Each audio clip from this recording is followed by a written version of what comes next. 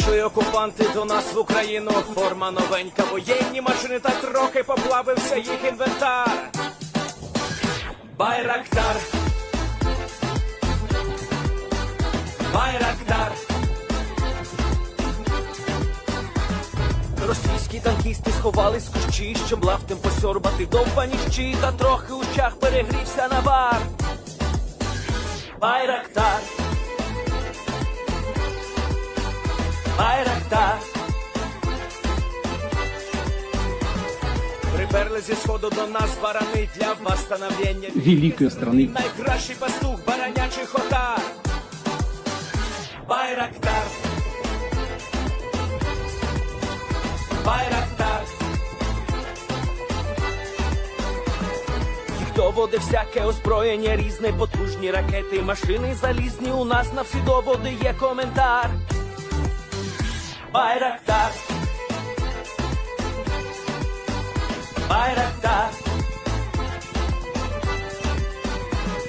Вони захопити хотіли нас зразу, а ми зачаїли на орків образу з російських бандитів, робить примар. Байрактар, Байрактар. Російська поліція справи заводить, там пивцю рашистів ніяк не знаходить, хто винен, що в нашому полі глухар. Байрактар,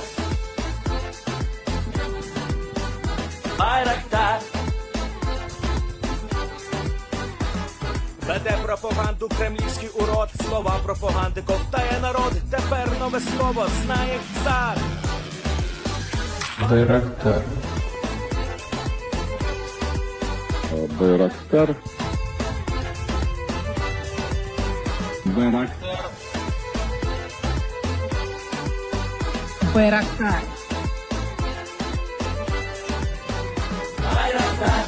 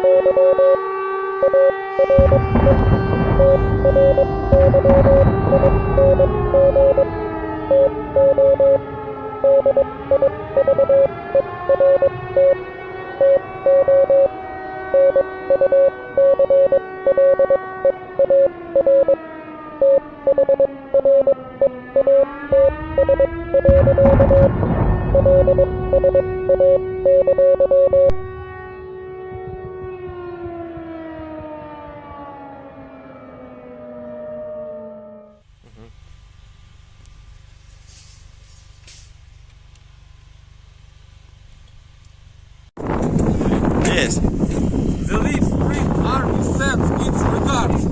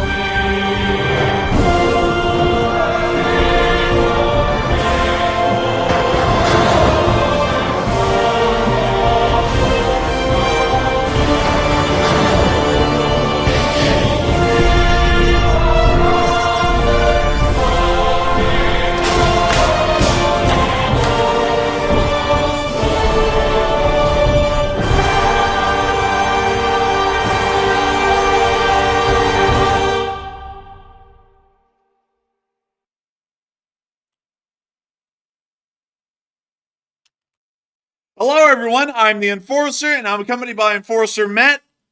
And good evening, folks. It's Enforcer Matt, and welcome back to day 848 of the news. And it's good to see you all once again. And Russia is once again on fire. It's spreading even more. Air bases are getting hit, refineries are getting smashed, and it's good to see you all once again. And of course, we are going to be covering the past 24 hours of the news of the war in Ukraine and also the news of Russian escalation around the entire world. We have an insane amount of breaking news tonight, starting with massive news within the area of the southern region of Russia, also called the Russian Don. We were able to hear that a massive oil refinery was attacked in the area of Krasnodar Krai, leading once again to a major reduction in Russian fuel production abilities and once again a massive deficit in Russian fuel consumption and Russian fuel production. We were also able to hear that at the exact same time, Ukrainian drones laid waste to the Yesk airfield just outside the Russian town of Yesk near the Taganrog Gulf, which appears to have posed some major and significant damage to Russian Air Force assets that are within the area. At the exact same time, 72 hours after the strike occurred at the port of Rostov-on-Don onto the Azov fuel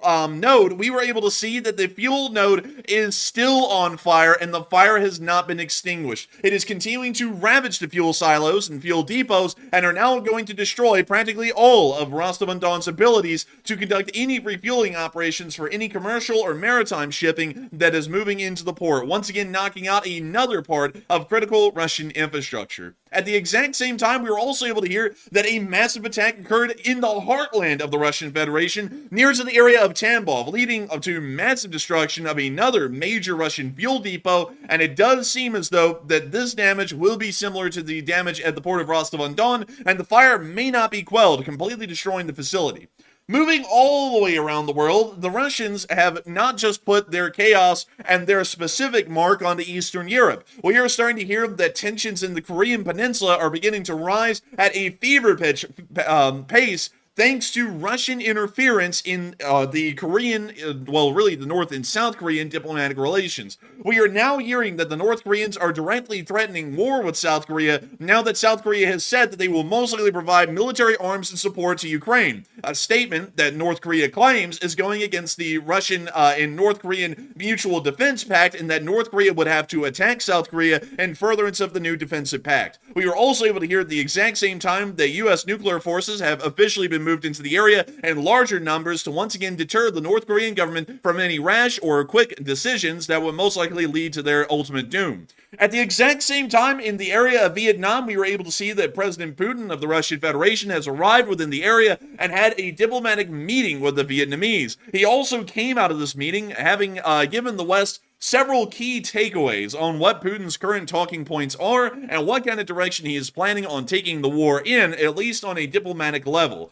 At the exact same time, while all of this is evolving inside of Russia and around the world in East Asia, we were also able to see that Ukrainian forces were continuing to inflict incredibly high casualties onto Russian forces within the area of the Vovchansk front.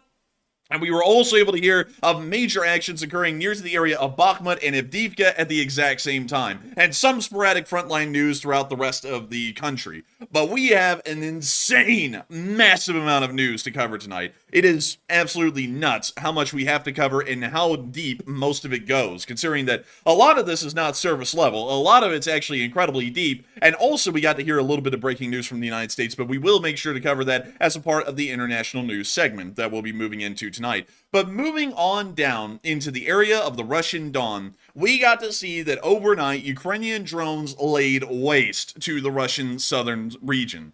We were able to, of course, get a lot of footage about a drone attack that occurred near to the area of Krasnodar in Krasnodar Krai Oblast, which knocked out another major Russian oil refinery. We were able to get some video footage of that right here. And here's the clip. We can see the fire burning at the refinery just in the distance. Только что прям недавно бахнуло. Вон он сам МНМ, это перед Новым Садом. And that's the end of the clip, but we were able to get two other bits of video footage showing this oil refinery being hit and sustaining massive damage from this drone attack. Here's another clip from a distance showing the explosions of the drones at the refinery.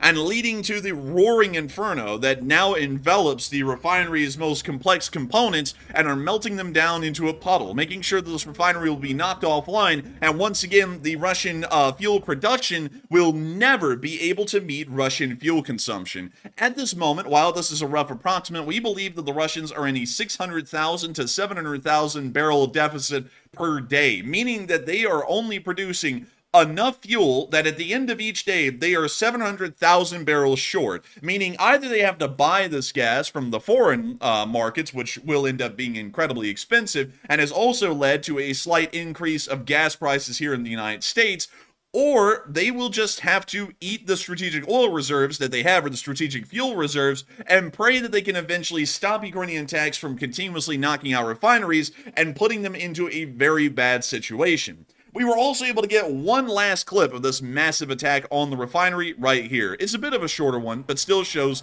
the roaring inferno that is raging on the refinery, and also an additional drone explosion right there.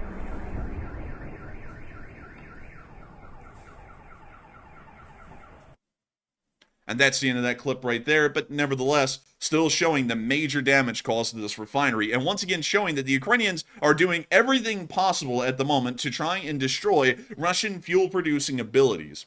However, Ukrainian drone attacks were not just limited to Russian fuel production abilities within the area of the Russian Don overnight, and that takes us to the city of Yeysk.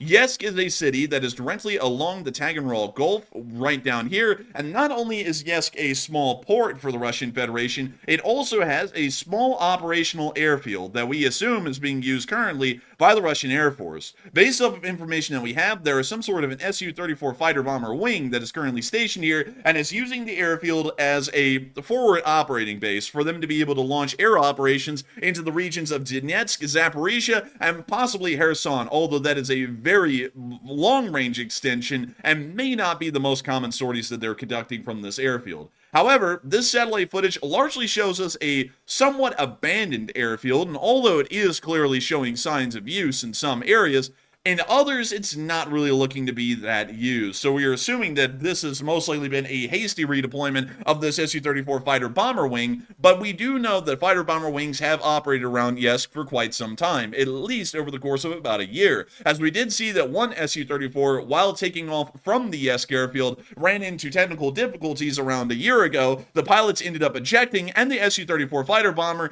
gracefully glided into a fully populated apartment building and ended up killing dozens of people. So we do know that there are Su-34s operating in the area based off of that instance, and we were able to see that the Ukrainians ended up apparently hitting something very significant at the airfield, because this video is from one of the apartment buildings in Yeysk, and out in the distance, that is the airfield. And from what we assume, that is also the apron closest to the city right here, where we assume a lot of these Su-34 fighter bombers are being, really being parked at while they're waiting their next assignments and missions. And we can see a fire raging on that apron right there. Man, someone said to the Ukrainians, "Do you want to strike the airfield?" And they said, "Yes."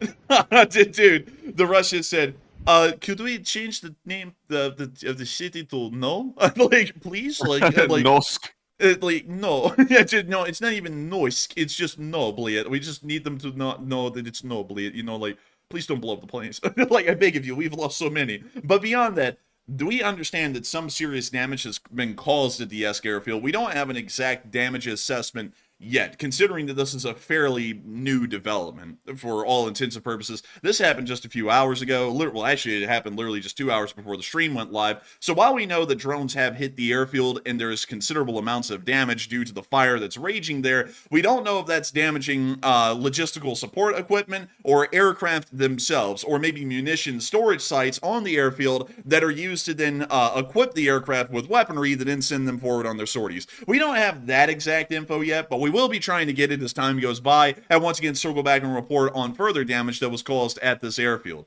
But moving on from Yeysk, we then have to go on to a record setter. This is the largest amount of damage that we have ever seen caused by a single oil-based fire in the entirety of the war, and that is at the port of Rostov-on-Don, and specifically the subport of Azov, where the fuel node for the entire port is located.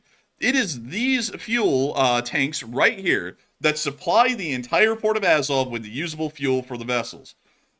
These vessels will pull up to this fueling node right here, will be refueled, and then will continue on their operations as normal. However, that's not been the case for the past 3 days. And now, as we enter day 3, the fire is still burning. It has not been put out, and in fact, it looks like it's even picked up speed, and it's burning at a faster rate than it ever has, which is showing that it's possibly moved on to other fuel tanks inside of this fuel farm. You'd think eventually the Russians would catch on that putting water on the fire is not helping it any. It's like, why do they think they've been going for 3 days in a row trying to fight the fire and it hasn't gone out? It's like, you might want to change something. It's like the definition of insanity, isn't it? It is the definition of insanity, Blade. But Matthew, you should know that the Russians are actually insane. They are legitimately insane, Blade.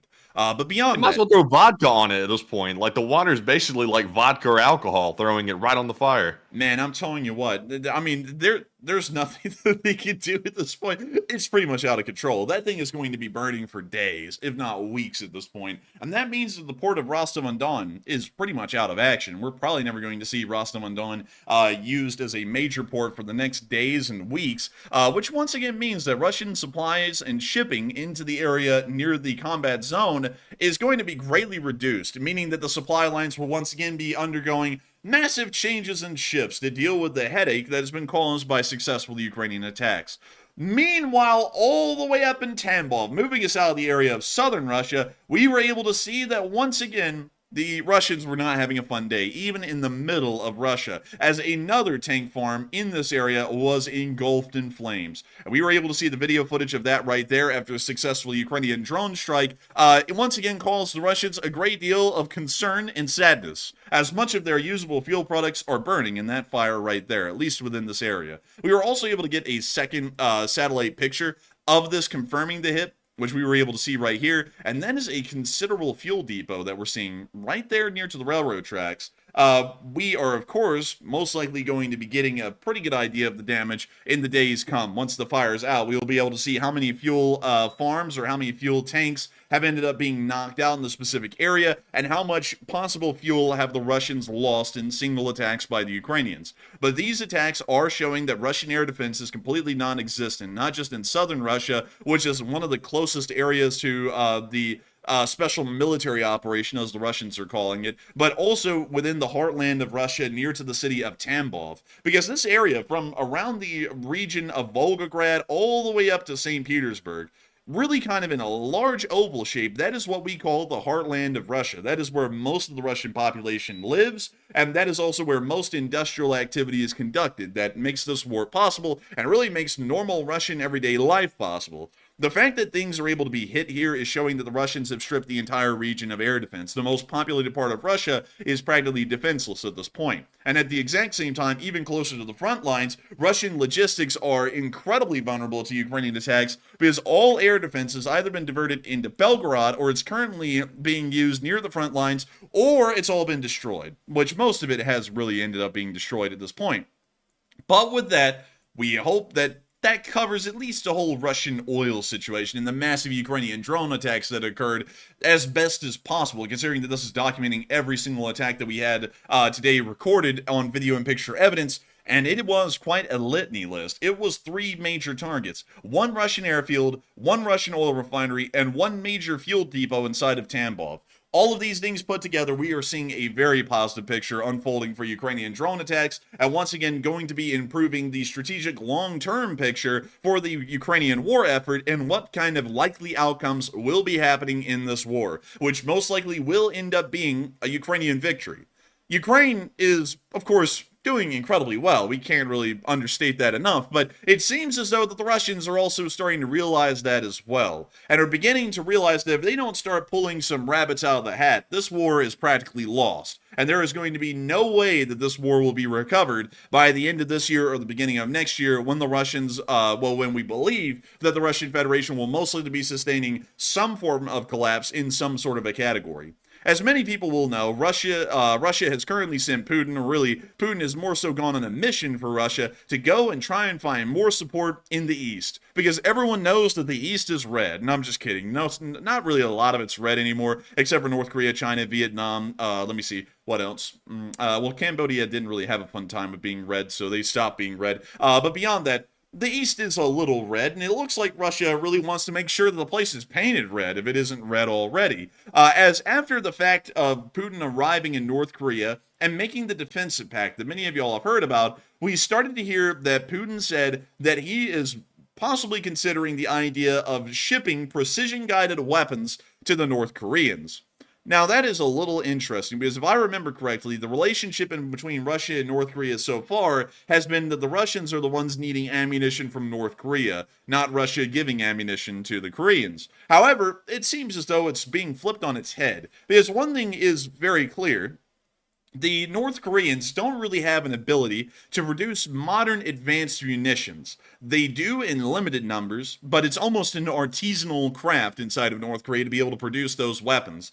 Even the Russians, which are at a greatly reduced manufacturing capacity for precision-guided weapons, dwarf the Ukrainians in the number, well, dwarf the North Koreans in the number of weapons that can be produced. And it does appear that the Russians are possibly going to start equipping the North Koreans with some kind of precision-guided weapons, although we don't know exactly what those will be. They could be Kinzels, Zircons, although Kinzels and Zircons have been proven largely ineffective. The hypersonic missile concept is not invincible, and we have seen that simple Patriot air defense systems inside of Ukraine have been confirmed to be able to shoot down and destroy incoming Zircons and Kinzel hypersonic missiles. So we're not really sure if that's going to be one of the options, but there are a wide variety of Russian munitions that could be shipped to North Korea of a precision-guided variety that could end up giving the Ukrainians, well, actually the North Koreans, a little bit of an upper hand advantage, at least as far as the situation in between North and South Korea goes, or it could make South Korean defense a lot more difficult going on into the future. We have seen that there's been a lot of reactions to this today, and we're seeing that really it's starting to pertain a lot to what's going on in Ukraine. And we have actually heard that the United States, we're not exactly sure if this is directly correlated to what's going on in the Koreas, but they have actually made the statement today that Ukraine has the permission to use weapons on any location Russian attacks are coming from. That means that anything inside of Russia where there is a plume of a missile that has been launched from the ground, the Ukrainians have permission to use any kind of U.S. weapons to strike that location and destroy that system. And that is something that is massive today. And a lot of people have been talking about this and saying it's a great thing, or it might not be that great of a thing, or they don't really know. And Matthew, what are people thinking about that? And what are you thinking about this keystone statement that was made today by the United States? All right, so now that we've heard today that the USA has officially given Ukraine permission to use U.S. weapons on any location that Russia attacks from, including inside of mainland Russia, this is a big change because before, the Ukraine was only allowed to hit near Belgorod. That was a limitation put on them by the U.S.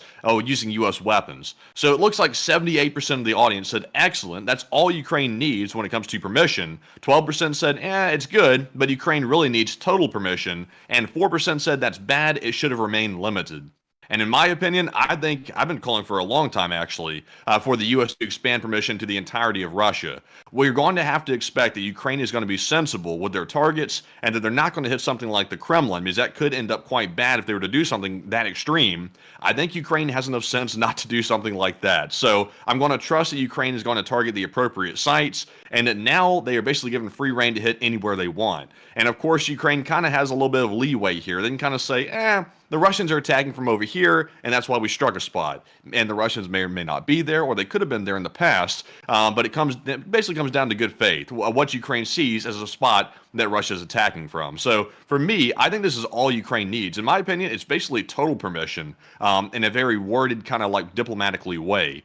So I think it's a good thing. But Enforcer, what say you? I would say that it's an incredible thing. This is going to be allowing Ukraine to strike wherever and whenever needed inside of Russia with American weapons, which are some of the best that has been provided to Ukraine so far, to be able to try and really conduct counter-fire missions against the Russian Federation inside of their own territory. This is, of course, going to be changing the balance of power, at least along the territory of the Ukrainian border, and this will also be putting the Russians at a stark disadvantage when trying to conduct further missile and drone attacks inside of Ukraine, considering that these launch sites will all be under jeopardy or the possibility of Ukraine being able to locate where they are and then striking them and destroying them. So I would say that this is a massive step forward for Ukraine, and certainly showing that the United States is giving Ukraine a lot more ability to have an initiative in the war and be a proactive force instead of a reactive force to the Russian Federation. But moving us all the way back over and into the area of the Koreas, something that is incredibly interesting today with the Russians is, like I was saying, this is starting to have some massive worldwide consequences with what the Russians are doing. And allow me to say my theory here on what the Russian plan is. The Russians are currently trying to give the idea, they may not actually give the North Koreans anything, but they're trying to give the idea to the world that it would be possible that they would send precision-guided weapons to North Korea. The reason behind that is because if they get precision-guided weapons, which the North Koreans do not have in incredibly large numbers currently, it starts to change the way the game would be played within this area of East Asia, particularly with South Korea. Because while South Korea has a very effective military, a massive economy, and a very competent armed force, dealing with unguided munitions and guided munitions adds a whole different layer of complexity to what a war would look like on the Korean Peninsula. Right now, from what we understand, the North Koreans would be using almost nothing but unguided projectiles, meaning that their accuracy would be incredibly low, and that South Korean casualties, at least on a military level, would be decreased. However, on the civilian level, they would probably increase.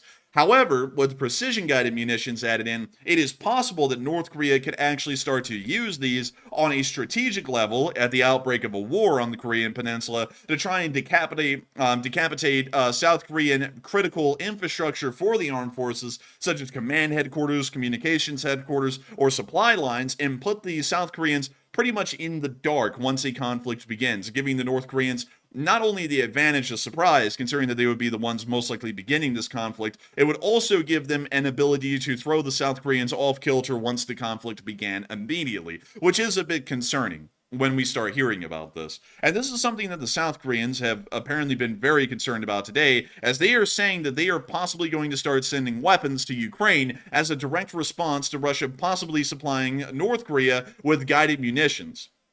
And to read exactly what we got from Visegrad24, South Korea announces it will consider to start sending weapons to Ukraine after Russia signed a comprehensive security agreement with North Korea, including mutual defense. The announcement was made by Chung Ho-jin, and President Yoon Suk-yeol's national security advisor. So this is coming from an official government source in South Korea that they are considering the provision of weapons directly to Ukraine to try and counter what the Russians are doing inside of North Korea. Meaning that if you wanted to argue this properly, now the Ukraine war is a proxy war in between the Russian Federation and South Korea, which a lot of people would go, oh, that sounds stupid. But it sounds stupid until you see the GDP numbers and you realize that South Korea has the exact same size of their economy that the entire Russian Federation has. And then you go, oh, well, that actually looks kind of a little wild now that you put it like that. But also at the exact same time, of course, considering that South Korea is a U.S. ally and that the United States is heavily invested in the security of South Korea, it being a major economic motivator within East Asia for the Western sphere, we have begun to already move in resources, according to official U.S. government statements, to make sure that the North Koreans are not so gung-ho on what they're planning on doing in the future. We've already begun to move nuclear deterrence into the area in larger numbers, and according to what we got from Nexta, this is what we have. The United States has increased the presence of strategic forces in the Asia region after Putin's visit into North Korea, which resulted in Moscow and Pyongyang restoring the military alliance established in the early 60s. A group of B-1B Lancer nuclear bombers has been sent to a Guam base in the Western Pacific Ocean, the U.S. military's Indo-Pacific Command, PACOM, said Thursday. As Stars and Stripes writes, almost simultaneously, the U.S. Navy's nuclear-powered aircraft carrier, the USS Ronald Reagan, and the missile destroyer, USS Robert Smalls, arrived in Guam for the first time in 2 years. And really quickly, they said a U.S. base near Guam. There's not really any U.S. bases near Guam. They're all on Guam. So let me go to Guam really quickly. And here are some of the air bases that are on Guam. We actually have a central commercial airport right here that is a part of Guam. And then in the further northern area, right up here, this is actually the U.S. Air Force Air Base that is operated out of Guam. And I believe we can actually see some strategic bombers out here on the pad in the satellite picture if I look around really quickly. Let me see if I can find any. And it looks like I'm not really seeing any. Well, I mean, here we go. This is a KC-135 Stratotanker. There's at least one right there in the satellite picture. Sadly, we're not getting to see a lot of others, but usually a pretty okay amount of strategic bombers is based out of this airfield. That's really what Guam is used for. Oh, wait a minute, here we go. I think we have some stuff. Okay, so we have a couple of C-17s. We also have a C-5 Galaxy. So it looks like a strategic airlift wing was here when the satellite picture was taken. I don't know where the strategic bombers are. Sadly, we don't see any of those on satellite picture for me to show off and talk about, but nevertheless, this is what the airfield is really used for. And going off of that, we do know that with the movement of more B-1 Lancers into the area, and also the USS, and if I'm remembering this correctly, it was the USS Ronald Reagan, we do know that the United States is starting to move a little bit of more strategic posturing into the region. If the United States wants to escalate the strategic posturing even further, these aircraft could be stationed most likely in Okinawa, or the USS Ronald Reagan could make a visit to South Korea itself, most likely arriving in the port of Busan, as that's usually where most U.S. aircraft carriers arrive when visiting South Korea. But nevertheless, it is showing that tensions are beginning to rise in this region, and it is a direct correlation to Russian Federation actions with the Democratic People's Republic of Korea, also called North Korea. And a lot of people, especially U.S. officials, are saying that they are very concerned about Russia's new defensive alliance with the North Koreans. And a lot of people are wondering, is this fear warranted? And some people are saying not really. It sounds more so like saber rattling. This is really no big deal at all. Some people are saying that yes, Russia is going to start a second Korean war, possibly to use it as a diplomatic negotiating chip with the Ukraine war to get what they want in Eastern Europe. Others are saying that this could possibly be bad, and others are a little bit unsure and don't really know what is going to unfold with this, but it is a serious ordeal nevertheless. And a lot of people have been weighing in on this. And Matthew, what are you thinking? And what is everyone else thinking about this? Do they think that the fear is warranted or not so much? So it looks like 40% of the audience says that no, the fear is not warranted and Russia is simply saber rattling once again, while 30% said yes, Russia is going to try to start a new Korean war, and 22% said, it kind of seems like this could be going a bad direction. And on this one, I must say I'm actually with the 30%. I think Russia is hoping, I'm not sure if they're going to be able to be successful in it, but I think Russia is hoping to start some type of conflict, an actual armed conflict between North Korea and South Korea. Because once again, like I've been saying in the past, Russia is trying to create a distraction from the European-Ukraine situation and get the West's mind off of that and move their attention elsewhere. And if they were to move their attention toward Korea, that would split support for Ukraine between two different spots and would give Russia an advantage. And we've been saying that actually for a long time. But also yesterday, I had said that Putin's primary reason for probably going to North Korea was to try to procure weapons. And I think I actually might be incorrect on that, because today when I heard this news come out, that there's a huge escalation happening here between South Korea and also Russia, and now the defense pact is in place that requires Russia to come in and give troops to North Korea and also aid if they are attacked or anything happens. It sounds to me like the stage is being set for a very major provocation between those two countries. And now that North Korea has Russia's backing, North Korea is already wild. Now they're going to be emboldened to act even more wild. And we've been told by U.S. intelligence that something big might happen by the end of the year. So to me, it sounds like something could be going down with us, and we should keep a sharp eye on it. But Enforcer, what say you? I would have to say that, in my opinion, this is most likely Russian saber rattling and most likely being used as a diplomatic negotiating chip with what's going on in Ukraine. Because if everyone notices, the Russians made a public announcement about this, which is showing us that this is supposed to be captivating our attention and bringing us a lot of concern, which is a deliberate attempt by the Russians. The reason why they're doing that is because we're going to go, oh, no, you don't give those to North Korea. And they're going to go, oh, yeah, but we will. And then we'll be going, no, no, you don't. And then they go, we will. Unless if you do something that we want. And then we'll go, okay, what is it? And then they'll say what they want us to do. And they'll say, if y'all do this, we will not send these missiles to North Korea. That is most likely what the Russians are looking for with a statement like that. Because if they really wanted to do something, they wouldn't have to make a public announcement. It's as simple as taking these precision-guided weapons, loading them onto a train, and then transporting them directly across the bridge and into North Korea. And they don't have to say anything until they're there. Because remember something, everyone. With the Cuban Missile Crisis, because this is a really big difference.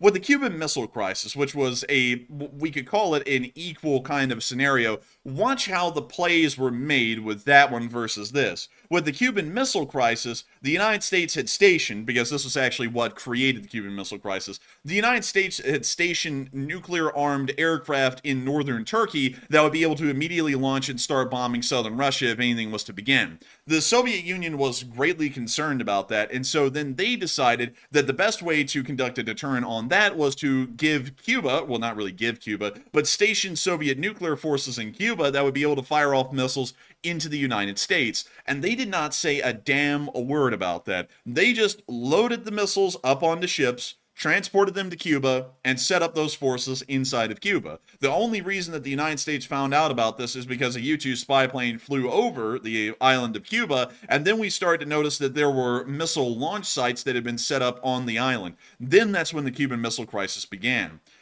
However, with this, it's completely different. We're not seeing that the North Koreans were provided with precision-guided weapons, and then we found out, and then the situation's arising. The Russians are clearly telegraphing, hey, we're going to send these weapons to North Korea, which is letting us know that this isn't an actual attempt to destabilize the region or counter the United States in a worldwide sphere. This is more so an attempt to try and conduct some form of diplomatic leverage. If we call their bluff, they might actually end up sending weapons like that to North Korea, and then that's just what it is. But for now, they're trying to see if they can possibly get us to a negotiating table on this and see that if we find this important enough, that we would give up something else in another category, which most likely would be something with Ukraine. We would probably say, no, don't send those weapons to North Korea. And they'll go, okay, we won't send them if you no longer support ATACMS to Ukraine. And then we go, oh, hell no, that's not happening. And then they're going to go, okay, well, we're going to send them anyways. And then we may revisit it again and get back to the negotiating table and try it again and again. But that's probably how this is going to go. So I would say that this is mostly saber-rattling, considering how they're playing the game currently. It looks as though they're trying to get us pushed forward into a diplomatic negotiation, more so than actually causing any kind of rising tensions or any actual serious threat on the peninsula currently. So with that, I just think that there's really nothing that Putin could really negotiate to get the U.S. or the West to really back off of Ukraine at this point.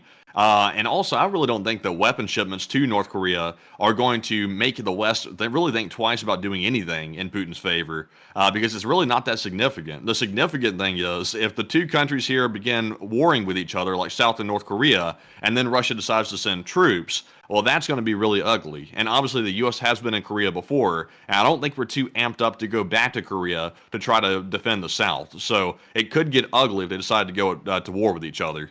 I think we would be pretty apt to defend the South because that's where most U.S. Army forces are currently deployed. If they're ever deployed anywhere in the world, it's usually to South Korea. So, I think, well, I would say we're very apt to defend South Korea because why wouldn't we be? I mean, what kind of the Korean War that didn't go too well for us during the Korean War. Actually, it went pretty well. I mean, do you know what Korea looked like in like 1950 when we arrived? Like, let me go find a map.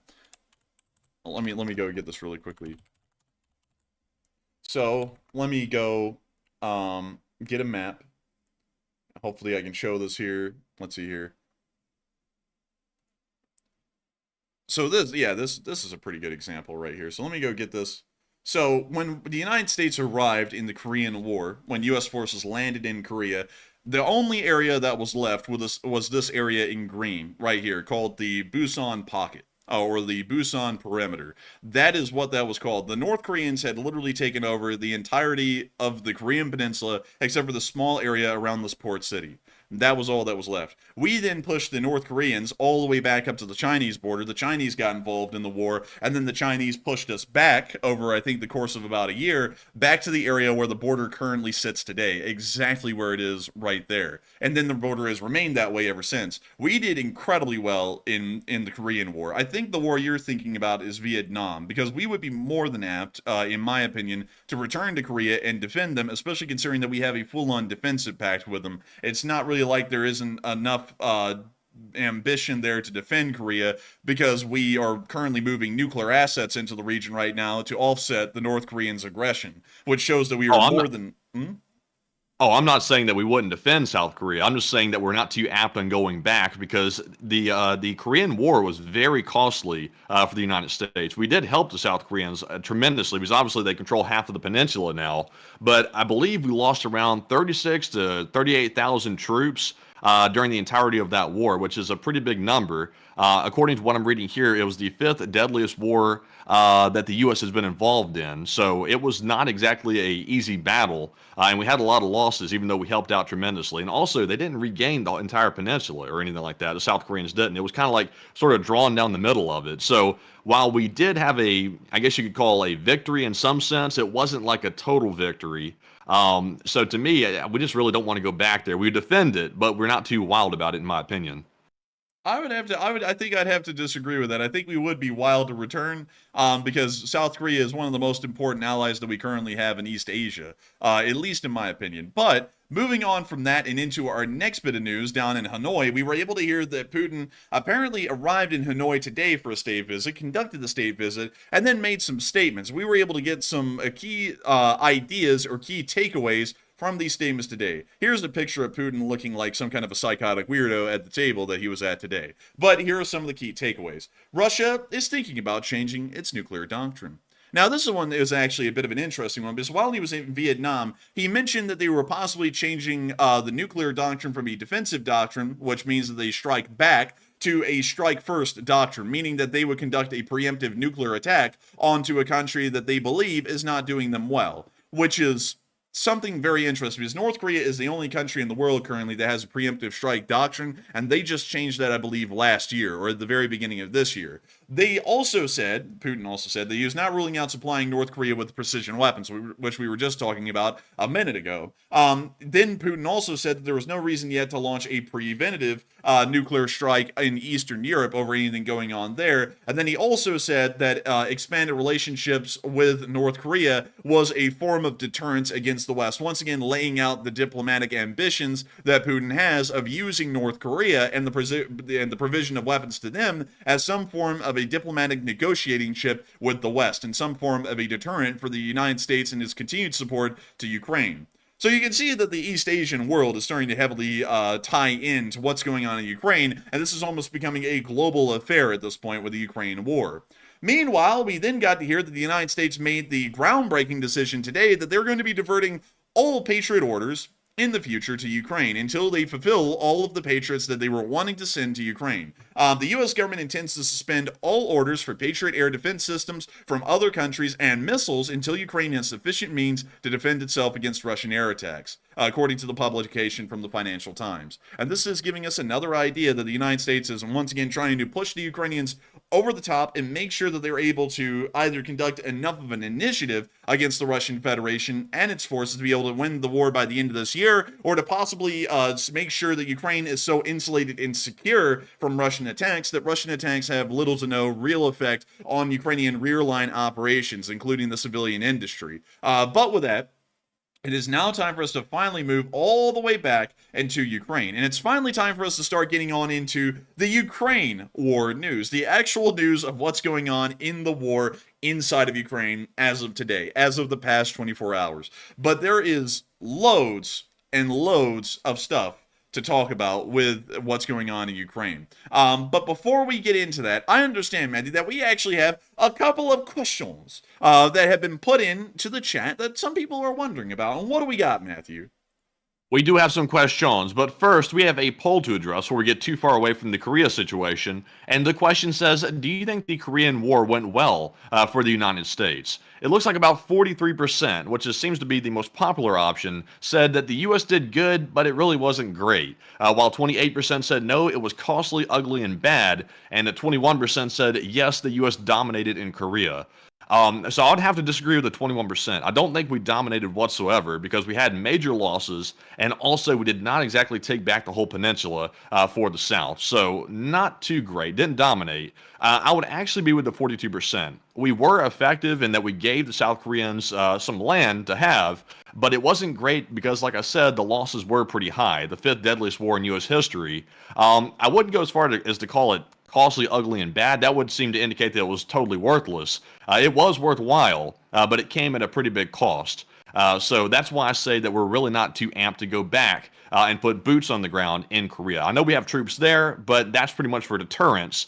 Fighting the war is a whole nother animal. But Enforcer, what say you? I would have to say that we did good, but not great. I'd have to agree with that. But at the same time, I I don't know why you're making it sound like we wouldn't want to go back, because I believe, if I'm correct, the United States lost about 500,000 dead in World War II, specifically fighting in Europe and East Asia, and then we ended up fighting the Korean War after losing hundreds of thousands of people just years before the Korean War fighting in East Asia, and currently we are also providing weapons and support to Ukraine when we lost hundreds of thousands of lives in Europe, and that doesn't really seem to have deterred us at all in supporting allies around the world.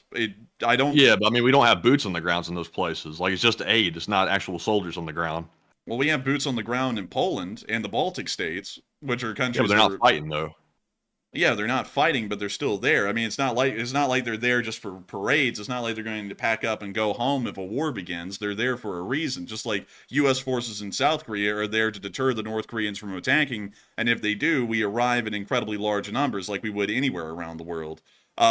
I mean, I don't think we want to go back to any of the wars, even during World War II, any of the wars. You don't want to go back to any of them. And my point is, we would not want to go back to Korea and start fighting that war again. You'd be out of your mind to want to go back and fight the war again. Well, no. But we're ready to fight it. We could. I don't think the losses would be this high this time. Probably a little bit lower. It'll be costly, but not as high. But we certainly don't want to go back and fight it. Well, no one wants to fight a war. I mean, that's clear. You know, that's just a natural human nature. But at the same time, though, that doesn't mean that if a war started in Korea, we would be, modeling around and kind of just sitting on our backs, just sitting there going, I don't know, maybe we don't want to get involved in that. I mean, we have a defensive pact with them. I mean, it's not like a memorandum, and it's not like just something that's pie in the sky. It's an actual secure defensive pact. And also on top of that, if we weren't so apt to defend to defend South Korea from North Korea, why would we be moving U.S. nuclear bombers and an aircraft carrier task force into the region right now to deter the North Koreans? We're already showing at this point that we would be willing to possibly nuke them, or at least insinuate the threats of nuclear force if the North Koreans were to attack. So why would we then be scared to move in conventional forces, which is a step below nuclear deterrence? Oh, because we're moving in all these assets. For example, the nuclear-powered aircraft carrier and all these other ones. We're moving those in, like you said, for deterrence, because we don't want to fight the war. We're trying to do everything in our power to make sure that North Korea doesn't feel apt to move on the south, because we would not want to go back and fight it again. And that's why deterrence is so important. And that's also why we have troops there in South Korea, is to let the North Koreans know we have troops there. We're ready to fight. But at the same time, I know in the back of our minds, we're like, we really don't want to fight that war. And I think pretty much the whole world knows that as well, considering it was the fifth deadliest. Well, fifth deadliest for America, but I mean, 38,000 dead in the big picture. That's a lot. It's not really much. I mean, the Russians lose that in a month right now in Ukraine. Yeah, but I mean, that's rough for us, though. I mean, other countries are another story. It depends on who you're talking about. But for the U.S., that's pretty high. Maybe so, but at the same time, I don't think the United States can be scared of fighting defensive wars to defend our sphere and allies. If we're scared of that, we don't have a sphere. We're just holding on to nothing, and anyone can take whatever they want from us at any point. And I think that's the important thing to show, is that not only is it deterrence for the sake of deterrence, but it actually has teeth behind it. And having a mindset where we go, oh, we wouldn't really want to fight that war. No, we wouldn't want to fight it, but we're going to finish it if someone starts it. That's what we do. Oh, we would. Yeah, we definitely would, like, without a doubt. But I'm telling you, like, I guarantee you 100%, if you ask people in the military that lived through that era, if they're still alive, they'd be like, oh, God, that was a nasty war, and it was rough, and you want to try to avoid it at all costs. But that's my point. We want to avoid the war if all possible. But, but at the same time, though, we don't want to avoid it to the point of just appeasement. Like you can't do that either, because then you just end up being weak and just end up auctioning away everything at discount price. Like, yeah, I would say wars are to be avoided, and that's what the Russians are banking on right now, is that by providing North Korea with precision weapons, or maybe even trying to instigate a conflict on the Korean Peninsula, we're going to be of a mindset, oh, we hate war, we wouldn't want war, so let's just throw the South Koreans to the curb and let's see what happens. No, I would say that that's not a smart idea. We need to show that we say we're not wanting a war, but we have these forces here to deter a conflict, and if a conflict begins, we're going all in. Whether the North Koreans have nuclear weapons, precision-guided weapons, or whatever they have, this will not stand, and this will not go. So I hope that addresses that well, at least in my opinion. I see your point. I mean, I see some valid points there. I mean, personally, I'm going to hold my ground on this one, or stick my ground. I'm going to hold it, but I see what you're saying. But in my opinion, we just don't have an appetite for war in Korea. That's just my opinion.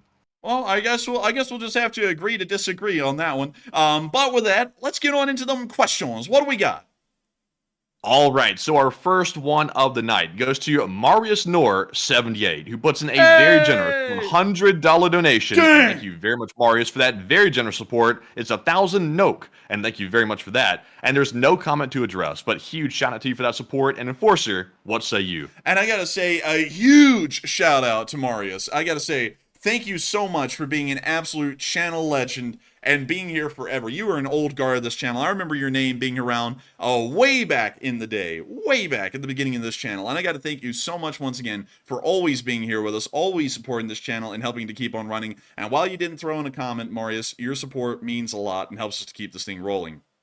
If it was not for folks like you, Marius, who decided this channel was worthwhile to support, we wouldn't be able to be here each and every night talking about the important things, like whether the United States would be apt to defend South Korea or not, and also the news of what's going on around the rest of the world. You make that kind of stuff possible, and I got to thank you greatly for that and helping this channel to be possible. And so with that, thank you so much once again. I hope that does address that incredibly well. And with that, we are on to the next one.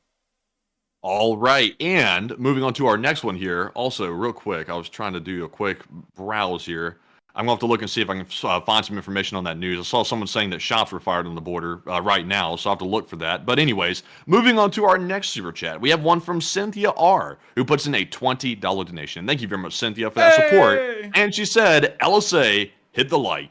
And hit that like button, LSA. And I got to thank you so much for the support, Cynthia R, and helping this channel to keep running. And thank you so much for enjoying it, that you want folks to hit that like button. We're already up to 1,836 likes, which is absolutely crazy. And it's wonderful to know that so many people love this channel and enjoy it to the point they'd hit that like button. And if we could get a couple of more likes, it would be greatly appreciated, because it does help this channel to get out there further and greater than it has in the past. And of course, I got to thank you so much once again for enjoying this channel and supporting it, Cynthia R. It means a lot to us, and I got to thank you so much once again. Now, really quickly, I do want to say this. If I sound a little off, and hopefully I don't, but I feel way off, and I'll explain why here. I have actually been up for 28 hours, and then I took a 3-hour nap, and then I got right back up, and we started running the show. Well, actually, I went into the pre-stream prep, and then we started running the show. So I'm running on absolute fumes right now. And some of y'all are like, well, why in the world did you stay up so long? Were you partying hard? No, we don't actually party. We don't do any of that. What I was up doing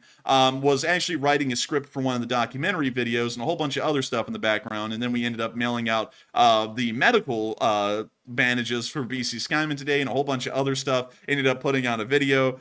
So I have been absolutely going to the max. And also, if you're interested in what the script looks like, I'm eventually going to be putting at least one of the rough drafts of the script out on Patreon, so that way all of y'all can see what it looks like and get to read it a little bit. But I'm having to heavily annotate a lot of the historical talking points, because I'm starting to realize even right now, just getting to really the 1/3 of the way through the video, it's already going to be about 7 to 8 minutes long, keeping up a pretty fast pace of talking. So I'm really getting kind of blown away with how monumentous this documentary is going to end up being. It's going to be incredibly big, may even be bigger than what I was originally assuming of being 20 minutes long. It may end up going about to around 30 minutes long, 35 minutes long, but I cannot say it enough. I am absolutely exhausted right now. But folks like you, Cynthia, who enjoy this channel and want people to hit the like button and enjoy the channel enough to support it and help it to keep on running, is our inspiration of being here and being able to keep this thing running. And I got to thank you so much for enjoying it. You make the literal sleepless nights worthwhile and make it greatly enjoyable to be able to run this channel and keep this thing running. And so with that, thank you so much once again for support, Cynthia R. I hope that does address that the best I can. And with that, we are on to the last question of this segment, and then we're going to be moving into the Ukrainian frontline news. All right, in our last one here, before we get to our last one, by the way, some breaking news just came out right now on Twitter. Speaking of North and South Korea, for the third time, this has happened in recent days and weeks. The North Korean soldiers briefly crossed the border into South Korea, and the South Korean soldiers fired warning shots at the troops, and apparently they ran back off once again. But now this is the third time it's happened, so that eliminates all doubt that this is an accidental crossing. They simply simply didn't see the line or something like that. They're actually intentionally crossing from the looks of it to either test the border or find out what the South Korean response will be in the area. And this time, we even have a photo showing the troops across the border, and it looks like it's an entire unit. So it looks like to be about maybe 7 or 8 guys right there in that photo, and they were fired at by the South Koreans. They were not struck, obviously. It's a warning shot. But once again, this is happening quite often, indicating that something is brewing up in the background, and Putin has been there recently, of course.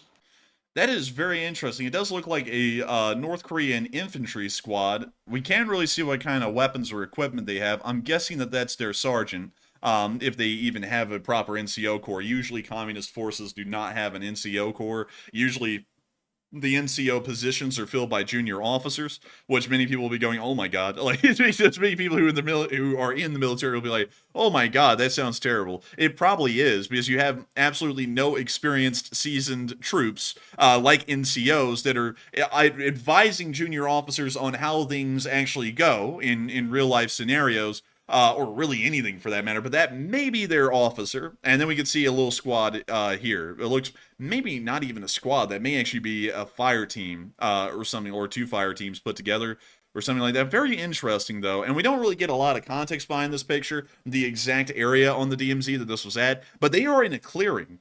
Quite obviously, this is not them in a heavily foliaged area moving across and maybe not knowing where the line was because it wasn't properly marked. They probably clearly saw the demilitarized zone's line of demarcation and crossed it, meaning that they are deliberately violating the sovereignty of South Korea. This may be an attempt to once again to instigate the South Korean government and cause a decent amount of tension on the peninsula for some sort of a diplomatic aim, but we don't really know at the moment. But that is still incredibly concerning to hear. But nevertheless, thank you for finding that news.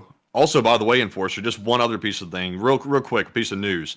It looks like South Korea just got done sending over about 20 balloons toward North Korea that had U.S. dollars in it. So somebody's about to get really rich, or arrested, actually, in North Korea. They're not going to get rich at all. They're going to get arrested. Also, some USB sticks and leaflets. We haven't heard any more news about the North Koreans sending over the crap balloons back to South Korea. But we do see that the South Koreans are sending back balloons of their own this time. So maybe that's what's also sort of sparking this as well. Maybe so. But the thing is that the Fighters for a Free North Korea are a group of defectors that are kind of running as like a private organization, not really a South Korean governmental action like the crap balloons from North Korea, which were a direct action of the North Korean government. So I don't really know. Like, the North Koreans are treating this like it is the South Korean government doing this, so I don't really know how they're going to react to this time. And also, another thing is I'm like, what in the world is a North Korean going to do with a U.S. dollar? It's not really like they can just go up to a currency exchange booth and go, oh yes, I would like to exchange these U.S. dollars, please. And they don't ask, where'd you get these? Like they're not going to ask that. It's like, honestly, putting U.S. dollars in a balloon and sending that over is just begging for someone to get put in a lower caste on the songbun. Like, no lie. I feel like that's just getting people in trouble. Like, no joke. Like USB sticks. Songbun right to prison cell, they say in North Korea. It's like, if anybody gets caught with a U.S. dollar, I was thinking in my head, I was like, oh, a U.S. dollar, that'd be super valuable in North Korea. Like, that would buy you a lot of stuff. If you go and try to spend that U.S. dollar, you're cooked in North Korea. I think you're finished. Dude, dude, you're not just cooked. Dude, you're getting kicked straight down to the hostel class in the Sungbun, man. You're going straight to the camps. Like there's no coming back from that. Also, by the way, some of y'all are like, what is the Sungbun? And let me go pull it up for y'all. The Sungbun is the caste system in North Korea, and there's, I believe, 3 different castes in North Korea. Let me see if I can find them really quickly. Let's see here. Let's see here. Oh, come on. You just, like, come on. Give me a quick run of the land. Let's see. Oh, here we go. We have the preferred class, which makes up the top 30% of the population. Then you have the ordinary people. These are the actual names. They're just translated into English. Then you have the ordinary people that make up the middle 40%. They're not really favored by the government, but they're not hated by them either. And then At the bottom 30% are the undesirables, which the U.S. Army calls the hostile class. They make up 27 to 30% of the population of North Korea, and most of them are either in re-education camps, prison camps, or something similar, some sort of a forced labor gulag-like situation where they toil for the North Korean government pretty much as slaves. At least that's what we understand the undesirable caste is, and once again, a lot of that information is coming from deserters and defectors of North Korea that are crossing the border, because beyond that, we don't really get a lot of open and available information about what goes on inside of Korea. But nevertheless, giving someone a US dollar, man, that's begging for you to go from preferred class to undesirable immediately. Like, that's probably going to get you put on the government torture list in North Korea. I don't know why they do that, because, like, the USB sticks, it's like, you know, like, I can kind of get that, but who in the hell in North Korea even has a computer to use a USB stick, for one? And then second off, exactly. Also, if you plug that USB stick into a computer, they have a custom-made operating system. It's a custom-made version, I think, of Linux or something like that. If you plug that into that system, it's going to immediately notify the government that you've plugged in something that you shouldn't, and they're going to be tracked down. That's the way it works. I don't really know what the point of the balloons is, because it's really just like a landmine. It gets South Korea into some tougher diplomatic situations that they're probably not even really wanting to get into at the moment. And then second, the only thing it's probably doing in North Korea is if anyone is stupid enough to pick up these balloons or their contents, they're probably getting in a serious amount of trouble, because they're now in possession of dollars and contraband material like USB sticks that probably have a whole bunch of stuff on them that the North Korean government is not a big fan of. So I just don't know why in the world like people do that. It's like, that just seems like you're going to be getting a lot of people into bad trouble that they may not even know that they're about to get into. But with that, I hope that does address that well, at least about the whole balloon thing, because my honest opinion on the balloons is that's not a smart idea. I mean, yeah, a lot of people are going to be like, it's pissing off the North Koreans, and it is. But at the same time, you're probably getting a lot of innocent people in trouble in North Korea that are just trying to get by and survive. They may not know what a USB stick is. They may not even know what a US dollar looks like in reality. And they're just picking these things up. But once a government official sees them, they're probably going to get in a lot of trouble. So, you know, it's like, why in the world are they doing that to these people? But anyways, with that, I hope that does address that the best I can, at least in my opinion. And with that, we are on to the final question of the segment, and then we're going to be moving on into the North Korean news. All right, so this one is going to go to Cynthia R, who put in... Wait a minute, I already called that one off. I forgot to put the red box on it. Sorry about that, Cynthia, but once again, thank you very much for that support. Did I call that one off? Do you recognize that one, Enforcer? I think I'm going nuts. Call him out. You did. Yeah, bro, you did. I swear you did. Like, you did. You just didn't mark it red. Well, a huge shout out to you, Cynthia, once again. I had to call you out a second time as we were so grateful. But anyways, the third one here goes to Marion Deemert, who puts in a $20 donation as well. And huge shout out to Marion for always supporting the channel. And they said, hello, LSA, and hello, Marion.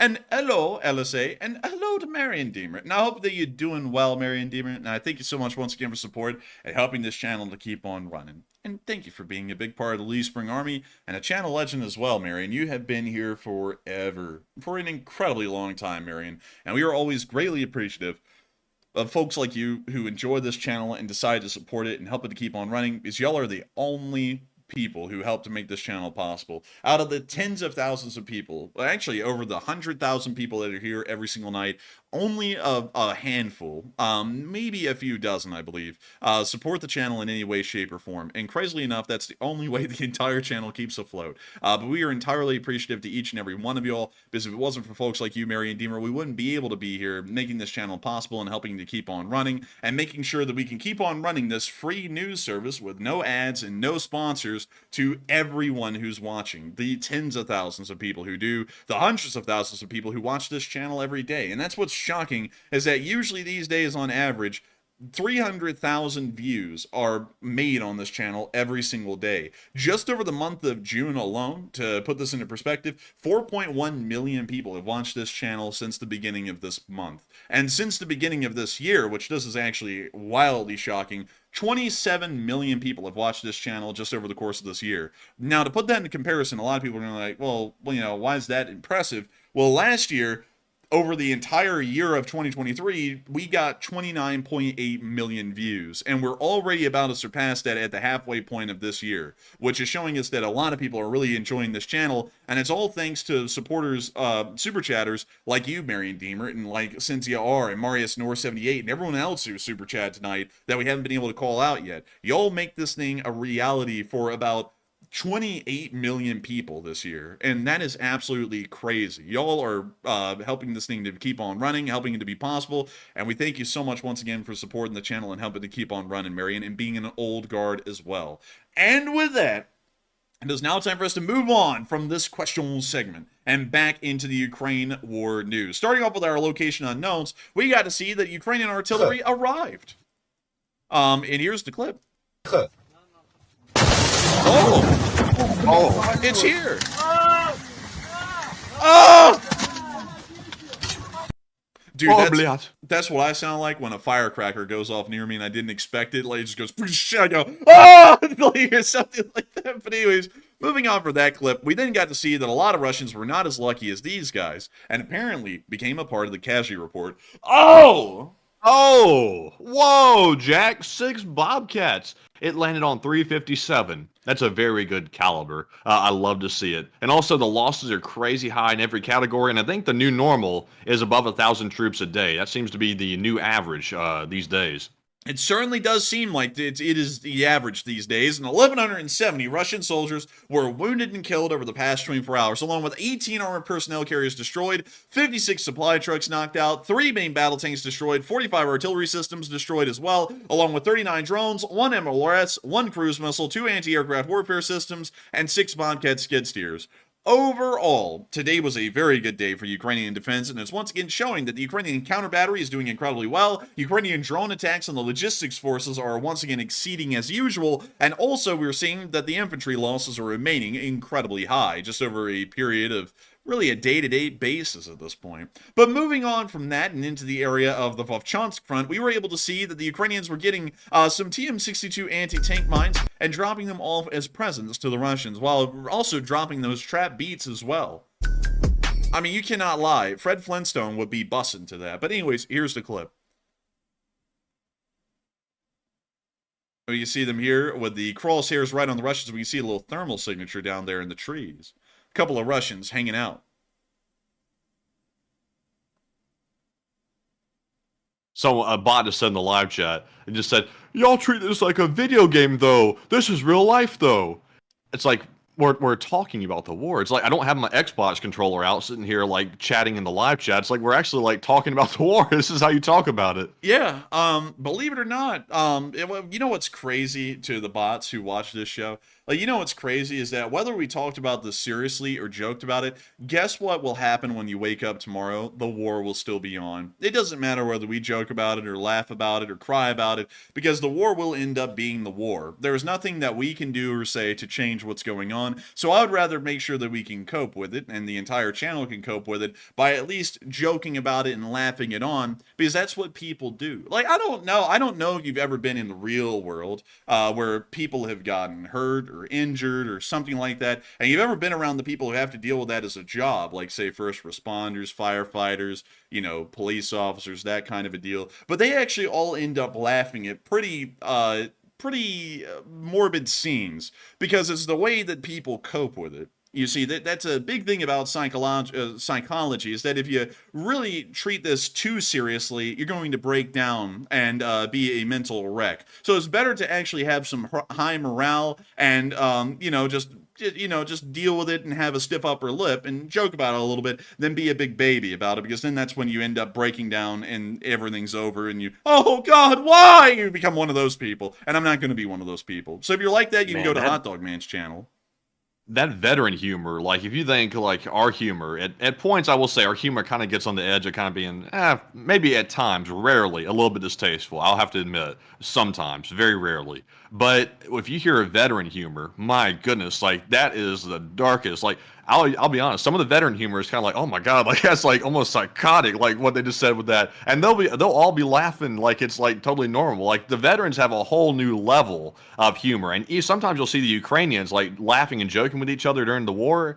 Very clearly, the war makes you have a different view on things, and you have a different level of humor. And we don't get anywhere close to that on the stream, so we're actually pretty PG here. We're really PG, incredibly PG. You ought to be blessed to be. But anyways, moving on from that, I just want them to be here for me. But anyways, we got to see the Russians dropping the first Fab 3000 onto a building in Lipsy. The only reason we're showing this clip, usually we don't show the Russians hitting Ukrainian forces. The only reason we're showing this is because this is the first time we've ever seen a Fab 3000 dropped in combat conditions. So here's the clip. And the Fab 3000 is about to be coming down on this large built-up building inside of Lipsy. And the explosion is, of course, considerable. It's a 3,000-kilogram bomb. And there it is right there. Absolutely insane in size. These are the biggest glide bombs that the Russians have been able to make. They're refitting older Fab 3000 bombs, which I don't even know why they made bombs in that size for like conventional forces to use, but they had them, and now they're fitting them out with glide bomb kits of extremely large size, and now they're using them against Ukrainian forces as of today.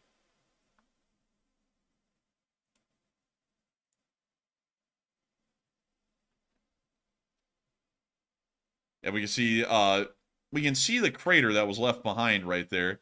Pretty big one.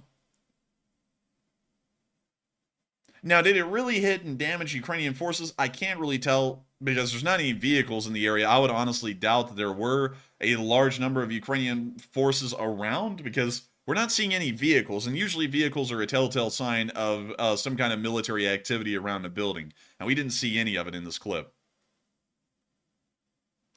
Also, if that was meant to hit the building, it missed completely, which is another big drawback of this Fab 3000. But that's the end of that clip. And moving on from that, we then got to see that a US M101 was in action in the area. This is a pretty grainy picture, but the reason why this is really cool to look at, big shout out apparently to Getty Images, which has this picture, I don't know why, but the reason why it's cool to see an M101 is because these are actually still in use with Taiwan. Let me go to the howitzer, not the Galaxy, because apparently there's a Galaxy called an M101. These things were produced from 1941 to 1953. It is literally a World War II era artillery piece. And it's really interesting to see one of these being used in Ukraine, because I don't know how it made it there. It's probably from a Baltic state. They ended up providing these because a lot of the Baltic states actually still had these in service. But still whack to see one. You would never think you'd see a World War II era artillery piece actually being used in a modern conflict, but lo and behold, there it is. And also, let me see if I can get you all a picture here from World War II. A really good one. Oh, look, here's a Canadian soldier firing one that's been heavily upgraded. But let me see if I can find a World War II picture. What the hell? Come on. Come on. This is the only one they have, and you can hardly see it back there. But this was in Morocco in 1943, so you can actually see that these things are World War II vintage all the way. But moving on from that and on into our next bit of news, which is out of the area and over in the area of the Vovchansk city area, we got to see that Matyar hit a cabin in the woods. Sadly, we were not able to see that clip, but we were able to see these Russians getting absolutely dusted within the center of Vovchansk. And here's the clip.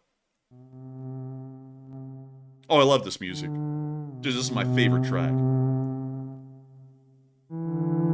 And we're going to be muting that now. But we can see the Russians crawling through the rubble. Man, that was some interesting music, to say the least. Somebody on a synthesizer just doing a little, like, wobbling feature. Bro, we got that Operation Wandering Soul going on. Give up, VC. Man. Give up. We got that going on. But we see the Ukrainians smacking the building around a little, considering the Russians just got in there.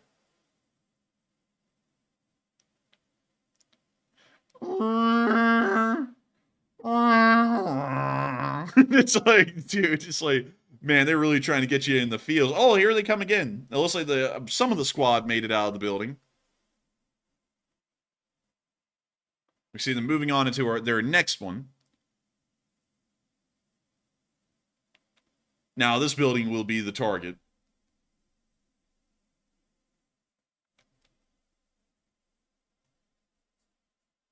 Ooh, oh my goodness, right on the doorway.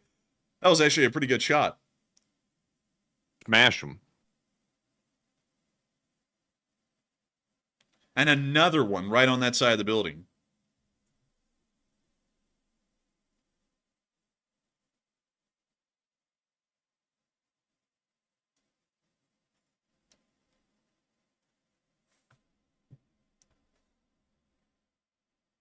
And another one. I mean, they're just hammering these Russians. They're not going to be making out of Vovchansk.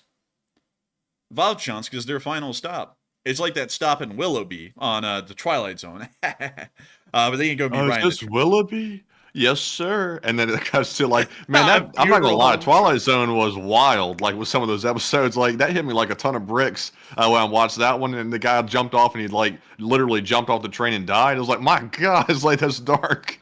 Dude, I mean, like that man had been pushed too far, Matthew. That guy was pushed. They said push, push, push, and then he went, "Dude, I'm gonna show you push." He pushed himself out the door of a moving train off a bridge. It's like, damn. And then Rod Serling would just show up and be like, "Damn, that shit was crazy, right?" Anyways, I'll see y'all next week. It's like, wait a minute, you can't. It's like you can't do that. It's like that man just killed himself. Like you can't just leave us like that.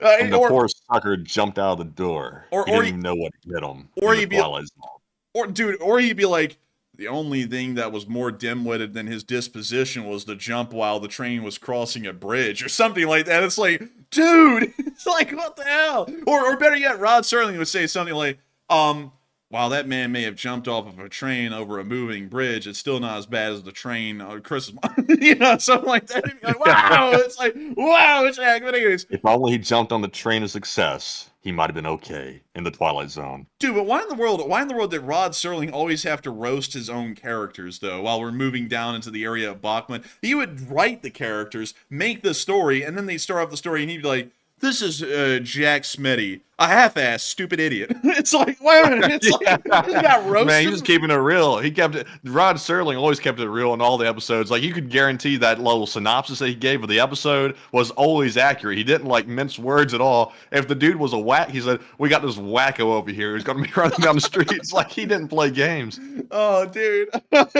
Dude. Honestly, man, a Twilight Zone Reacts channel would be one of the funniest things ever. The copyright attorneys wouldn't like it, though, but it would be hilarious to do. But anyways, moving out of the Vovchansk front, where, of course, the Russians are taking exceedingly high casualties, it's now time for us to move on down all the way past the northern front, as we got really no frontline updates, even in the Kremenna Forest today, and down towards the area of Chasiv Yar, where we got to see a Cossack armored car doing an absolute Chad move. It drove through MLRS fire into the area of the canal district of the city, which was really wild to see. But here's the clip. There's our Cossack, and MLRS grad barrages are landing all around it as it's moving on to the canal area.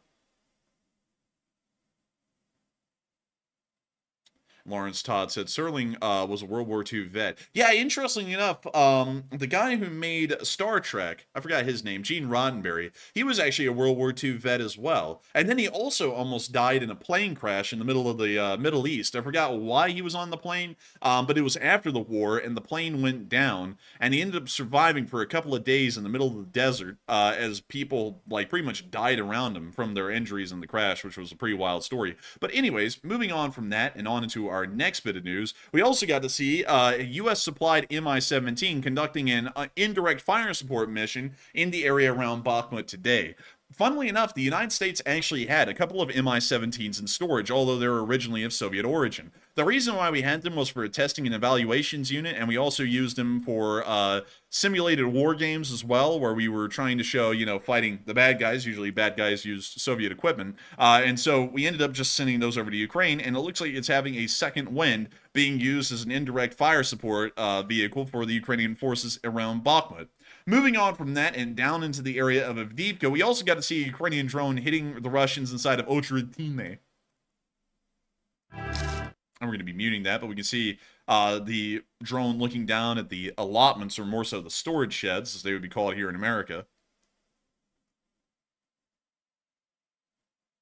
Oh, and we can see a little drone taking off right there. Uh-oh, they've made themselves a target. And Chaz Gibbs said, what days does this channel go live?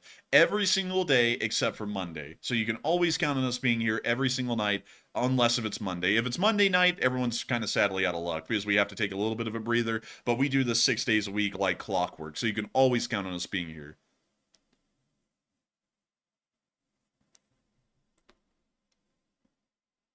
And oh my lord! Damn! Dang! I don't know what was in there, but it blew up pretty significantly.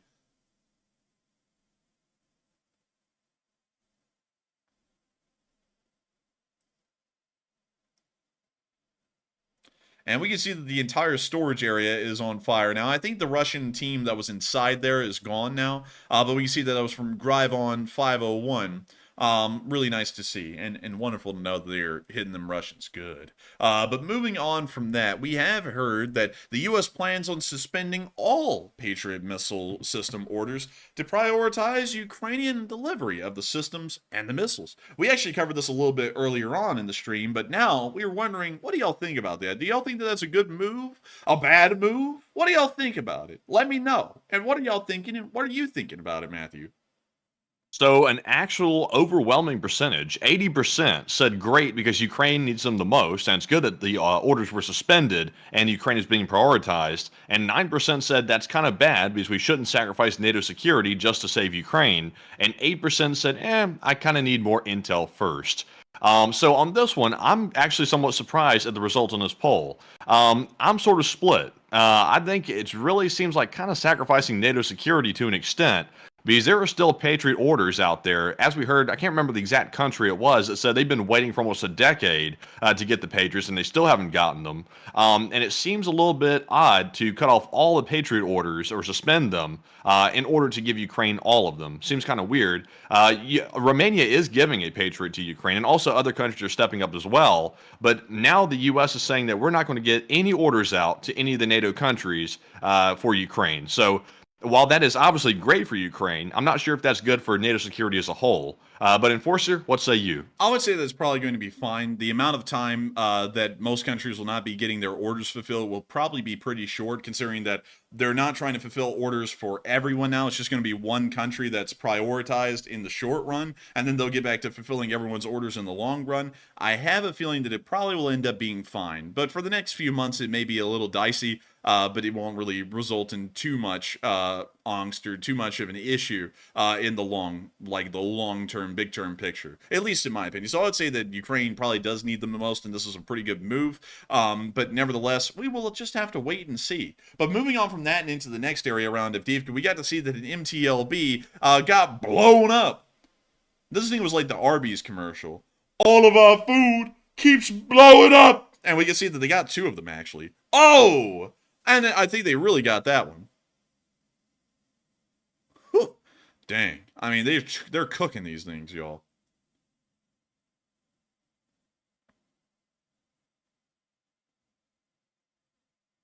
And we can see this one toasting and roasting. And that's the end of the clip right there. But nice to see that the Ukrainian police were actually able to cook up these little MTLBs. But moving on out of the Avdiivka area and down to Novomykhailivka, we also got to see that Russian equipment was destroyed down here. Check it out. All right, we're going to be muting that, but we see the FPV drone attacking one of the sheds. These are very common these days. And boop, right on the front, knock him out. Rock him, sock him, get him. And another one. And can we have another one? We've gotten two, but can we get a lucky three? I think we're about to see a lucky third. And we can see this one coming down right on the perfect spot, hitting the T-72 at the rear. We can see this one hitting another tank inside of its shed cage. It appears that the Ukrainians have already figured out how to defeat the shed armor pretty early on. Ooh, that was bad. It was an APC right there. I think it was a BMP-3 that got hit. So that thing is done for. Those things cannot survive hits like that. And we see that one hitting the front glacis of a tank. It appears it was a very severe hit. And we now see the BMP-3 is starting to cook up from earlier. And we see a drone circling it and confirming that it's on fire and is going to destroy itself. And a nice little ammunition cook-off from that main battle tank in the field. Man, that exhaustion is really catching up to me. Like I'm getting sleepy. But we can see here the tanks continuing to roast in the fields, and once again showing that the Russian efforts in the area were not doing that well today.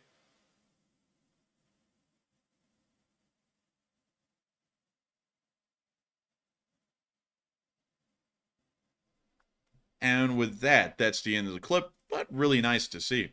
And moving on from that and down into the area around Stary Mayorsk, we got to see that some Ukrainians in a mortar carrier got probably one of the closest calls I have seen recently. Here's a knocked out Leopard 2A6. From what we understand, it's not completely destroyed. It was just damaged a little bit, and then the crew abandoned the vehicle. It was recovered later after the filming, because this video apparently is about a week or two old. But these guys almost got killed, and I'll show you all why. They're driving past that Leopard. Oh, it got bogged down and then they abandoned it. That's why. Anyways, they drive on past. As they're going on along, it was an ATGM. They almost all died right there. I'm not kidding. Watch this clip. You can hardly see it, but it's going to be right up where the ground meets the sky. Just right about up there. You'll see it for about 2 or 3 frames. Really just 2, but it shows up for just a quick second, and that ATGM was aimed at this mortar carrier. Right there. And then it blew up behind him. Now you hear that engine revving up a little bit more, but here it comes again. And there it went.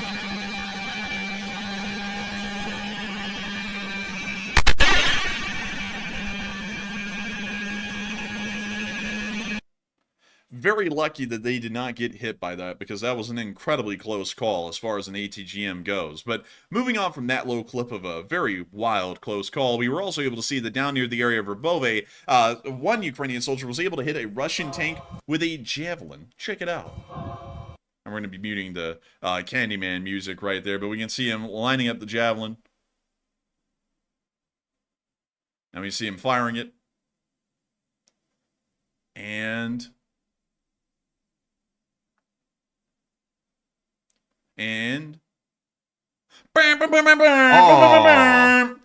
score! Man, the Ukrainians ought to go to the Olympics, because I'm telling you what, they can throw that javelin farther than anybody. I'm telling you. I'm telling you what, man. Record throwing javelins. I mean, like, incredible stuff, crazy stuff. I mean, whoa, what do you mean, Jack? But anyways, moving on from that down to the Krinky, we got to see Russians in Krinky getting hit too. And they got that cool music playing. I'm telling you what. And we see that Russian right there. He's moving around this building. He's just painted this thing a target. When you see one Russian here running like a gremlin, he's probably going, yeah! And sadly, he's about to be put down. But we can see them flying the drone right into the building, and there goes the roof. The whole second floor, actually, is gone. Now all that's left is the first floor. Can the Ukrainians take care of the second floor? Well, actually, no. It looks like that caved in on itself. Okay, problem solved. And slow, baby! But anyways. Flower.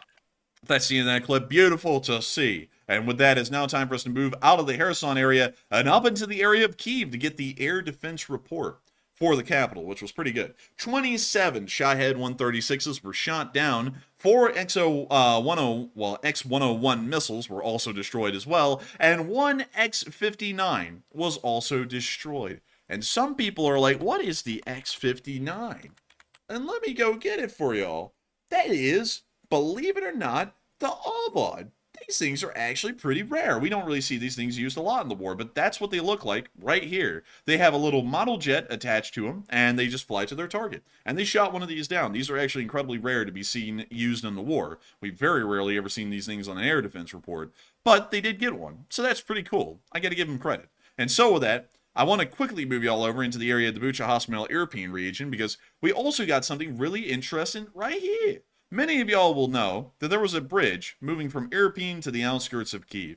And this was called the Irpin Bridge, or really the Irpin River Bridge. And of course, many people know that it got blown up and destroyed. And it actually appears that this satellite picture in this area wasn't really updated all too well, because it actually shows the traffic jam that was caused here like it's still 2022, according to the footage and pictures, which is kind of interesting, because they actually made a diversion around this, which showed up on satellite footage for a while. There was a diversionary bridge they made right here, which was made up of like a whole bunch of pipes and stuff, but it was usable by vehicles. And then Now they actually started working on rebuilding a brand new bridge to be used on this highway. They built it adjacent to the old one, but it is showing that Ukraine is rebuilding beautifully. Check it out. So this is the European bridge as it stands today.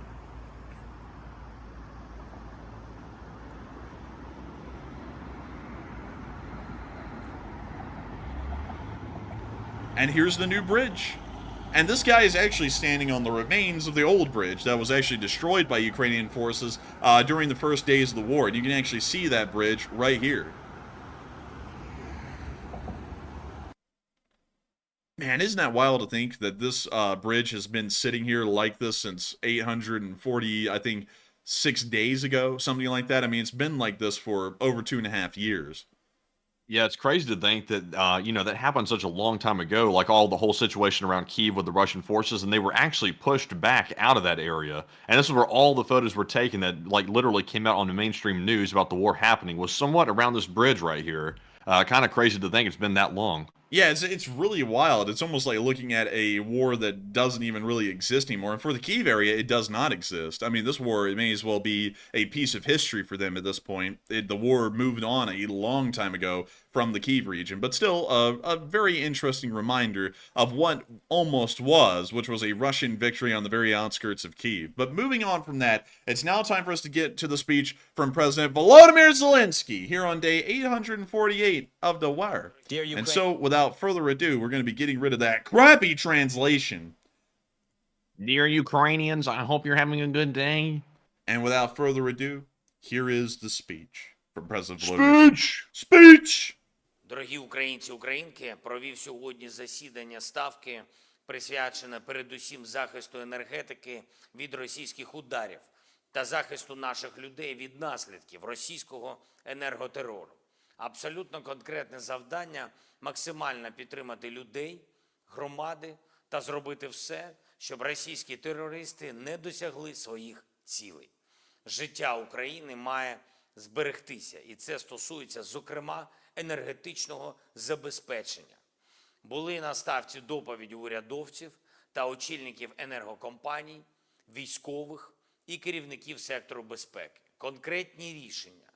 Перше, уряду доручено негайно представити програму для стимулювання в Україні встановлення сонячної генерації та накопичувачів енергії.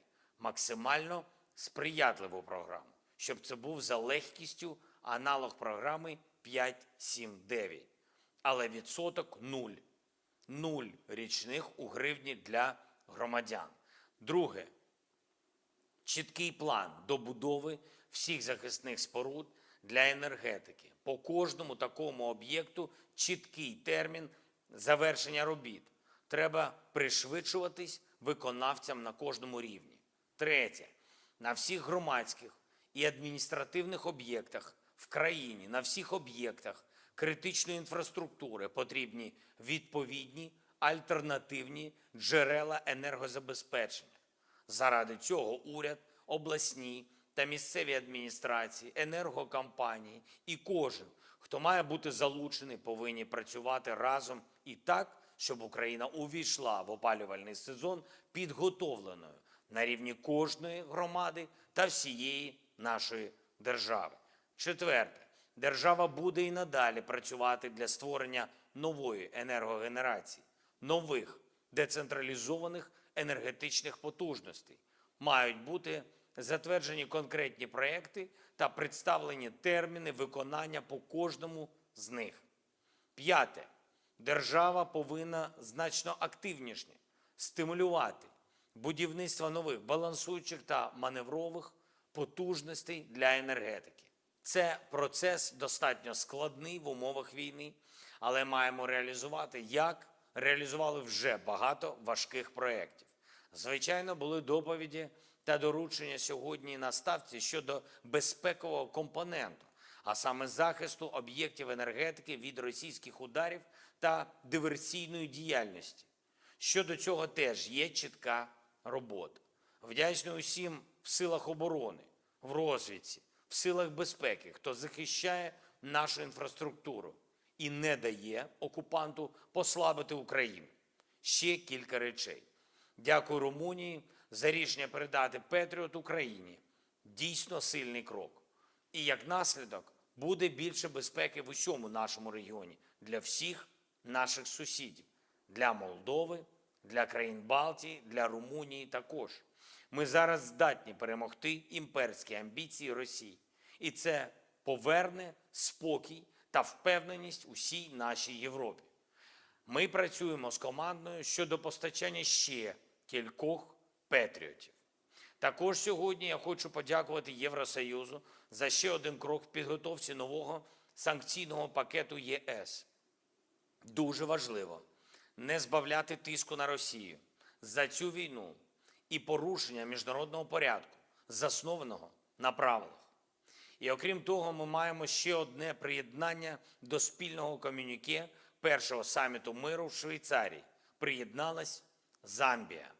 І таким чином збільшилось представництво Африки серед суб'єктів, які дійсно хочуть відновити повну дієвість статуту ООН. Будуть і нові приєднання до комюніке. Дякую нашій команді усім, хто допомагає. Дякую кожному і кожній, хто з Україною. Слава Україні! And Heron Heron Slava. Slava. And with that, that is the end of the speech for President Volodymyr Zelensky here on day 848 of the war. And that's moving us on into the second segment of this stream, where we get to talk to all of y'all. And I've got to say, much like many, many other nights that we've been able to say this, I've got to thank y'all all so much for watching. So far tonight, and of course, by the way, I want to say this is not the end of the show, by the way. I'm just saying thank you for watching, for everyone who's watched so far. Don't go anywhere, though. Please, stay, please. But beyond that, at the peak tonight, 9.7 thousand people were here with us live on air. And over the course of this stream, 53,000 people have watched this show as we're talking right now. And we always point this out a lot these days because these kinds of numbers have actually never been seen in channel history before. For the amount of people who are on our live streams and watching them, getting over 100,000 views in the past, especially on a near day-to-day basis, was absolutely unheard of. We never thought that that would really happen. Back in the day, the measure for a wildly viral stream on this channel was 60,000 views. If we got over 60,000 views in the live stream, that was considered wildly good. And now we beat that number out while we're live on air. And then once it goes off air, we end up reaching 100,000 views, not dollars. That would be insane. But damn, son. But 100,000 views pretty much every single day. And the reason why I wanted to bring this up to all of y'all today is because there was something very interesting that I saw on Playboard's website last night that really got me blown away. And I have a feeling that all of y'all are going to be like, no freaking way when you see it. And I would have to say that I cannot believe it. But y'all got to see this. This was actually crazy. So here's the top 100 in America. We somehow beat Max Velocity Severe Weather Center, which is actually a really good channel that actually usually beats us by a lot. It usually is in like the top 20. But we beat them. Let's see, who else did we beat? I don't know these people. Dateline NBC, we usually beat them every day. And then there was also Ludwig, which was actually pretty shocking. We beat Ludwig. And then, let's see, we beat PBS NewsHour. NASA, we actually beat NASA streaming a Falcon 9 rocket launch. No joke. Crazy. That's freaking crazy. And then we beat Tucker Carlson. And we were literally just 2 spots above Tucker Carlson last night. Absolutely crazy. Tucker Carlson, he's gotten beat by 2 places. You heard me. You heard me? You heard me? Dude, I cannot believe this. It's actually very rare that we get up this high on the chart to be able to beat someone like Tucker Carlson. Because y'all all have to remember that we started on the internet. Like, we started on YouTube, and this channel is only a little over 2 years old doing what we're doing. Tucker Carlson has been in the news world for decades, I believe. And not only that, is pretty much known by the entirety of the United States, whether they like them or hate him, they all know him. And the fact that we were able to beat out that live stream last night and get in the number 73 spot in America It's actually really crazy to see something like that. I actually cannot believe this, and it's really cool to see. And then we were just beat by Fox 5 Atlanta, which is covering the Young Thug trial. So we almost were more viral than Young Thug in Young Thug's trial, which is also really wild as well. But we cannot believe this kind of stuff, that this happens on a near day-to-day basis at this point, and it is just thanks to all of y'all. I don't know why y'all all watch the way y'all do, but we are always greatly appreciative, and we're absolutely blown away and blessed to be in this kind of a position, to be able to cover the news to so many people that we end up getting in the top 100 charts every day at this point. The reason why I pointed out, it's not a bragging right, it's really that I'm blown away, and I'm really dumbfounded as to how we're making it onto the top 100. And so I got to thank everyone so much for watching so far, just even tonight. We still have a lot to go, but I still want to thank everyone who's been here with us tonight, who watches, who hits the like button, who's always been rooting for us ever since the very start, the folks who super chatted tonight and all the days in the past who've been able to help make this channel financially possible. I got to thank every single one of y'all, because it's crazy to see that we're reaching these kinds of heights these days, and we're just doing what we're doing out of the basement of our parents' houses, like we have been really since day one. It's incredible, and I got to thank all of y'all for being having been here with us this entire journey, and still being with us as we continue to grow into being a massive news channel that covers insane kinds of stuff, not just Ukraine, but news in Iran, news in East Asia, everything around the world. It's absolutely crazy, but I got to thank you all once again for being with us during this entire journey. But we still have a long ways to go for tonight, and we have loads of questions that we've been asking y'all, and y'all have loads of questions that y'all have been asking us. And Matthew, take it away. All right, so it's now time for the final question segment of the night. The night, or the part of the night that everybody's always waiting for, the tremendous, the wonderful, the beautiful time of night. And this first poll question right here, actually our only poll question during the last segment, it says, Putin says Russia's considering changing their nuclear doctrine to a first strike doctrine instead of a defensive one. And what are your thoughts? 48% said not good. Russia is starting to act really reckless. 33% said it's fine because Russian policy means absolutely nothing. And 14% said, Putin seemed a little goofy. I think we can kind of all relate to the 14% that said a little goofy. But in all seriousness, the Russian policy really means nothing. Russia is never going to launch nukes at somebody unless they're ready to, go out blazing. That's never going to happen. If it comes down to that, I think we got bigger concerns than, what their policy is. But Enforcer, what say you?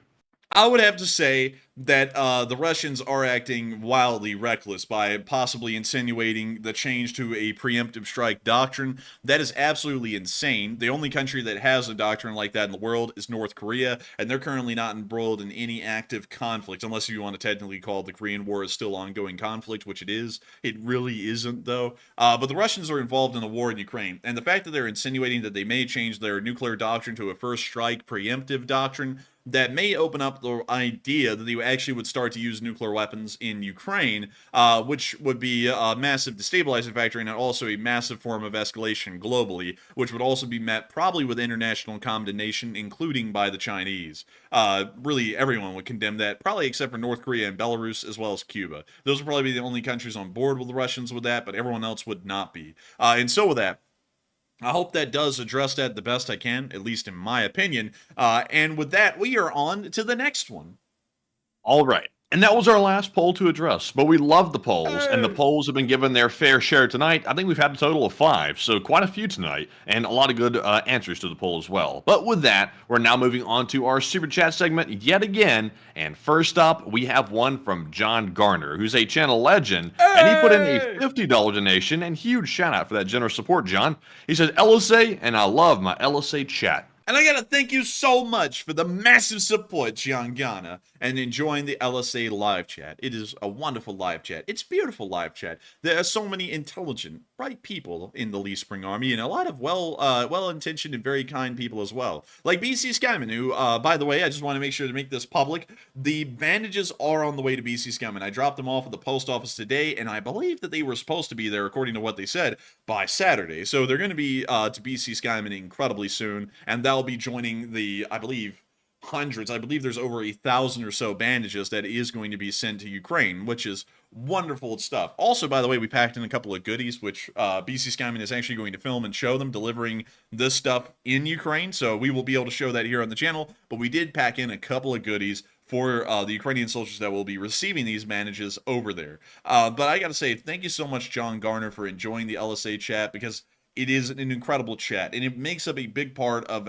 why this channel is so great. Not really many other channels have a tolerable live chat. Usually there is a certain group that will pop into a live chat and they will dominate. And I'm not saying that, like, you know, like read the tea leaves and like pick out a specific group. It will just be one or the other. Like, for example, on a lot of Ukraine war channels, it seems as though a lot of people, for some reason, cannot divorce their domestic political opinions with foreign affairs, and so they always end up tying them in, and then usually a specific political leaning will dominate the live chat, and then it just starts echo chambering until it goes into an extreme, which is usually how that always goes. And so usually you'll go into a live chat that's just filled with absolute insanity of some sort, or it's just a wild west of a live chat. Like, people will be threatening each other, getting in fights in live chats. And that's not something that's ever happened here. We moderate this heavily. Matthew actually moderates it the most in the live chat and makes sure to keep it very civil and very well put together. And then, of course, all of y'all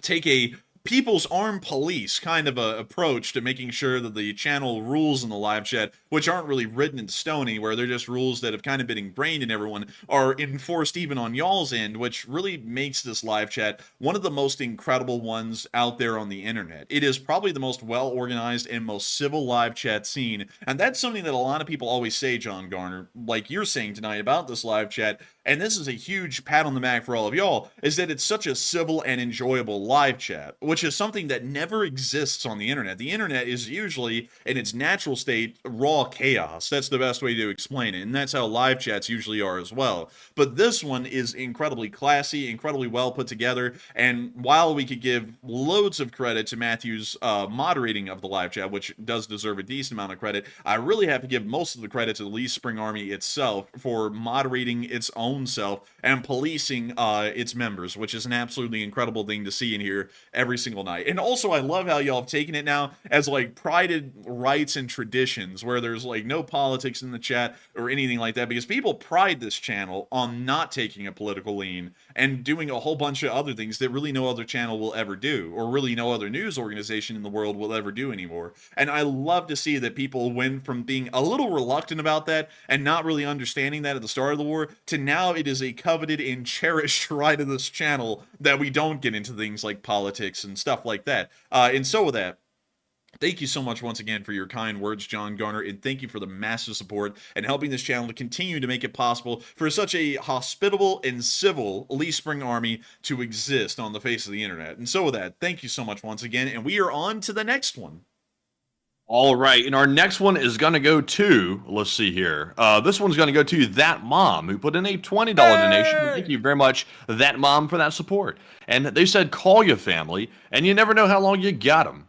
And I would agree with that, that mom. Call your family. Call your family. You really do not know how much longer you have family. And that's something that is very weird to think about, is that people can just die at any moment. Not to get morbid here or anything, but people could just drop dead. You could just have an embolism overnight, or some sort of a blood clot, and just drop out dead. And, you know, your family will never see you again. You'll never see your family again, and you'll move on to whatever's next for you. And that is something always important to remember, is that life is something that is incredibly challenging and incredibly difficult for everyone. I mean, no one really has an easy time in life. It's not a cakewalk. But at the same time, the people who will make it as close as a cakewalk to possible is probably your family. And so make sure to reach out to your family and stay in some good relations with them, because they're really, in the end of the day, for most people, all that most folks will ever have is just family. And that's really all you can ever ask for in life, because beyond that, life is pretty brutal.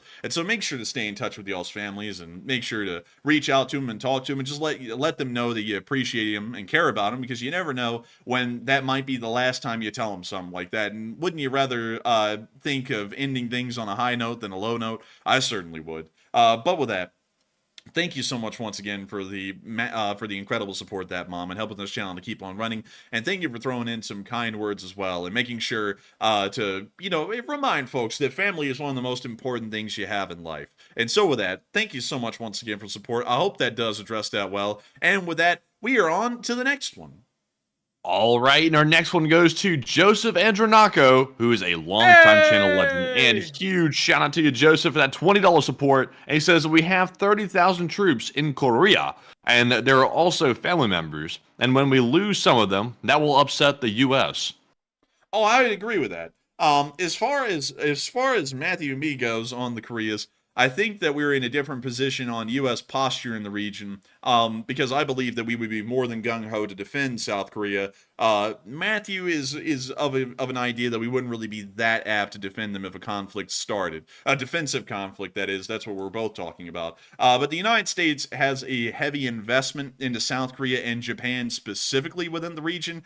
They are two countries that we have formal defensive pacts with, just like the Russians made with North Korea, where they just signed a defensive pact with them yesterday. We have the exact same thing with South Korea. So going off of that, I would have to say we would not be that happy if South Korea was attacked. U.S. forces are there to make sure that the North Koreans think twice about doing anything hostile to South Korea, and also remind them that if they do anything hostile, it may be the last thing they ever do, beyond launching nuclear weapons. But with that, I got to thank you so much once again for support and helping this channel to keep on running. And also, I saw in the live chat earlier, I didn't want to rabbit hole on this too long, but I saw some people were saying, oh, the Enforcer sounds like a warmonger. And no, that's not what the idea was. I think some people are misunderstanding that. Of course, no one wants a war, and everyone wants to avoid a war. But the thing is that if a war is inevitable, especially if it's a defensive war, that's a war you can't really choose to walk away from. If you do, it's just raw cowardice at that point. There is a matter of principle in dealing with conflicts and also with international affairs that has to be respected. If you just walk away from everything, you're weak. You don't deserve a sphere of influence. Your people are weak. They're going to be pretty much subjugated to either being some other country's slaves or just dead, one or the other. So you can't have a position like that in the world. So if a war is to begin and North Korea instigates it, would America be gung-ho to defend South Korea or not? And I would believe that we would be, or at least we should be. We have a defensive pact with them. They've been a major ally in the region ever since the 50s. Not only that, but it's a matter of principle as to showing that this axis of evil will not succeed, especially against keystone allies in the area. Because unlike countries like Taiwan, where we actually don't have, and I found this out, an actual defensive pact with them, per se, we have an arms agreement with them, which allows them to buy U.S. weapons in whatever number they want and whatever kind they want. We have that agreement with them, but we don't have a hardened defensive pact with them, I actually found out due to a lot of reading. And unlike Taiwan, where our relation with them is kind of like a semi-permanent or semi-keystone kind of an alliance, our alliances with South Korea and Japan are ones that have existed since the end of World War II, and ones that we've been very vehement on defending. We've gotten into a load of issues with North Korea over the years of trying to make sure that we defend South Korea from North Korean aggression. And I don't really think that we would be questioning our resolve in this region, especially considering how focal of an issue the Korean crisis has always been in the American mindset, especially as how we go about dealing with things in East Asia. And also, if we were to not really seem that gung-ho to defend South Korea, China would clearly take that as a smell of blood in the water and would go, well, we can just take Taiwan. The United States doesn't have a real defensive pact with Taiwan. This would be a piece of cake. And that's kind of what the Chinese are having to game out right now is the United States actually going to conduct intervention without a defensive pact on Taiwan's end? And that's something that they don't really know. Because here's the official statement on Taiwan that the United States has at the moment. We do not recognize the legitimate sovereignty of Taiwan as an independent nation from the People's Republic of China. However, we do recognize their jurisdiction on the island, which is a really weird gray area, kind of a middle ground that we've made diplomatically for certain reasons. We're not willing to legally recognize the independence of a Taiwanese nation because that would most likely actually create a war with China, specifically with Taiwan and China, because then China would say that Taiwan's breaking away, and for reasons of territorial defense, they would have to invade Taiwan and take it over. So we don't want that to happen. But at the same time, we don't want to say that Taiwan is an illegitimate country that's owned by the Communist Chinese. So then on the same token, we then actually say that we recognize their jurisdiction on the island of Taiwan, meaning that we recognize the Taiwanese government, but we don't recognize the Taiwanese nation as a legitimate nation, which puts the Chinese into a very tough diplomatic ground where they really can't justify invading Taiwan and taking it over, but at the same time, they don't have all the rights to say that Taiwan is an illegitimate government and then do whatever they want. And that's what they're having to deal with right now, is this weird gray area, because if they try to invade Taiwan, is the United States going to respect the jurisdiction of the Taiwanese government and intervene on their side to continue to support their jurisdiction? Or are we going to go with Taiwan isn't really a legitimate government, and while we support the Taiwanese government's jurisdiction on the island, we're not going to get involved? That's what the Chinese are trying to game out currently and see what the U.S. stance really is. And right now, it does appear that we would conduct some form of intervention. But with South Korea and Japan, that shouldn't be a question. There shouldn't be some kind of a gaming out like that, like China's doing with Taiwan. It should be the United States is a keystone ally. The defense of these countries is without a doubt, without question. And if anything was to happen to South Korea or Japan, the United States would be there lickety split. At least that's the way I would look at it. But with that, I hope that does address that well. And I thank you so much once again for support and throwing in your opinion on the matter. And with that, we are on to the next move. Thank you so much once again for support and helping this channel to keep on running, Joseph Andronako, because you have massively supported this channel. And I got to thank you greatly for helping it to keep on running. And with that, we are on to the next one. All right, and our next super chats are going to go to Just Chillin' and also BC Skyman as well, two channel legends, and they each put in a $20 donation, and neither one left comments. They left super stickers, and sadly, I can't see what they were right now, but huge shout out to Just Chillin' and BC for that generous support and helping to keep us running. And Enforcer, what say you? And I got to say a huge shout out to both of y'all, Just Chillin' and BC Skyman, for y'all support and helping this channel to keep on running. Y'all did not throw in comments. Not a single word was put in with those super chats, but the support still means an incredibly great deal, and it makes this channel a reality each and every day. It helps this channel to keep on being possible, and if it wasn't for folks like both of y'all, Just Chillin' and BC Skyman, this channel wouldn't have been able to get to the point where we're actually beating out folks like Tucker Carlson in the top 100. I never believed that we would be able to do something like that and make it almost a daily occurrence to either be really close to doing that or actually doing it. But nevertheless, here we are, and this channel is continuing to skyrocket in growth and size each and every day. If the Lee Spring Army was a country in the world, we would be a lot like the United States or China right now, at least in terms of the growth that we're sustaining right now at the moment. It's insane. I mean, we are actually growing at a rapid speed, about 1,000 subscribers per day, most of the time. And nowadays, it's really staying at that level. Like today alone, let me see how many we got today. We got about 700 subscribers today, and that's a low day, funnily enough. Yesterday was also a little bit of a low day because videos have been a little bit iffy. We weren't able to make one yesterday, and then today we made one, and then YouTube stopped pushing it kind of like halfway through its run, which was a little weird because it was doing incredibly well. But beyond that, those are low days at this point, and this channel is growing at a breakneck speed. It's something that we can't even comprehend. It's never grown like this before in the entirety of the channel's history. And the only reason that it's doing that is because we've been able to be on air this long, and we're getting to the point that we're, I'm guessing, covering the news well enough that y'all are really enjoying it, and it's really starting to make an impact on the YouTube news sphere. And it's thanks to folks like y'all, Just Chillin' and BC Skyman, that we've been able to be here this long. And I've said this so much tonight about how we've been able to be here this long, but it is thanks to y'all support that we were able to do that. Living is not cheap. Living is not free.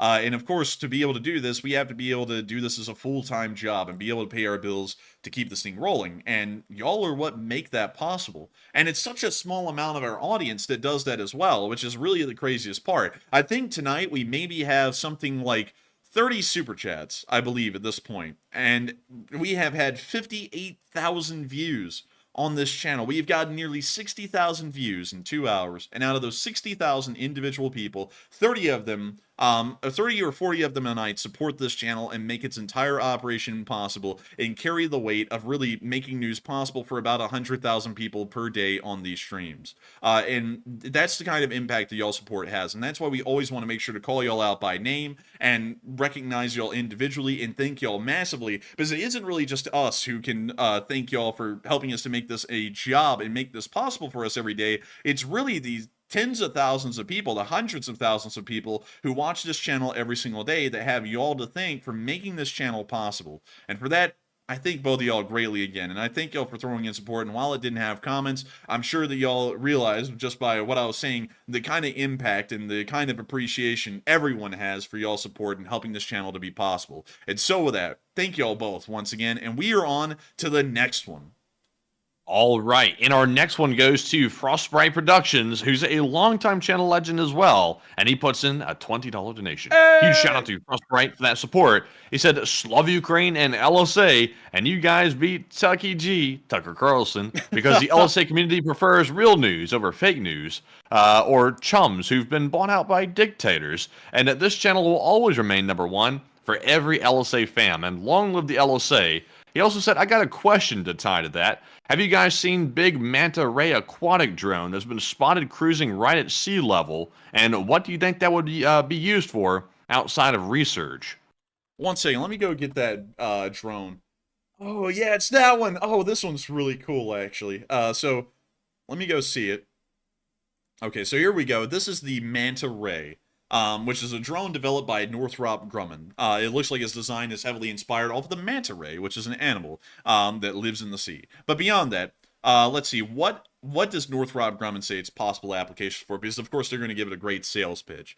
We developed our unique full-scale demonstration vehicle using several novel design attributes to support the Defense Advanced Research Projects Agency's vision of providing groundbreaking technology to create strategic surprise. The Manta Ray is... That word vomit, I know. Like, payload capable to support a variety of missions, autonomous without the need for on-site human logistics, energy saving with the ability to anchor to the seafloor and hibernate in a low-power state. That's actually a really cool feature. Modular for easy shipment in 5 standard shipping containers to support expeditionary deployment and infield assembly worldwide. So most likely used by the Navy. But let's see. Oh, is there a video of the thing working? Oh, do they? Oh, they do. I'll make sure you mute the audio on this. Oh, yeah. By the way, y'all, we found out that the music isn't always licensed. Well, isn't like copyright free, I guess is the best way to put it most of the time for these videos. But we're going to mute this, but let's see what this Manta Ray can do. It's a submersible, so of course it's going to go underwater here, but I really want to see how it does it. What does it look like? Is it cool? Let's find out. Also, take a look at this. Oh, it's 360. I think we're going underwater. Oh, God! Let's see, where's the drone? Here we go. So I think we're oriented the right way now. Get your damn Northrop. Man, rumor has it this is what the people on the Titan submersible saw when they were heading down. Bro, do you hear that? I think the sub's talking to us. No, dude, it's falling apart. It's like, what the hell are you talking about? But let's fast forward a little bit. So right now, we just kind of moving around. Where the hell is this thing oriented? We can't really see the drone anymore below us. So this is a great sales pitch. I mean, this thing is like almost stealth already. Okay, so it's just kind of bobbing around a little bit. That's all we're getting out of this video. But the thing is massive. I mean, it's huge. And I would say maybe this thing could be used for reconnaissance. I think that would probably be the best way to use this thing. Possibly, considering its ability to anchor on the seafloor and be conducted in a low energy state, you could actually mount some pretty sensitive microphones, well, really seismographs to this thing. Actually, I forgot what it's called. I think it's like a seismophone or something like that that would be used underwater. But you could hook up some of these to these things and just plant them around wherever you want and pretty much have a mobile underwater detection grid to be able to try and pick up the sound of passing submarines, possibly by enemy forces. So that is one way. Do we know what the speed is on the thing? Because it's obviously massive. So if you have like a payload on it and it could also move fast, I guess it could double as a like an attack drone, like the Ukrainians have, just a more advanced version. I don't think it's fast. Sadly, I don't think they'll give us the information on that either.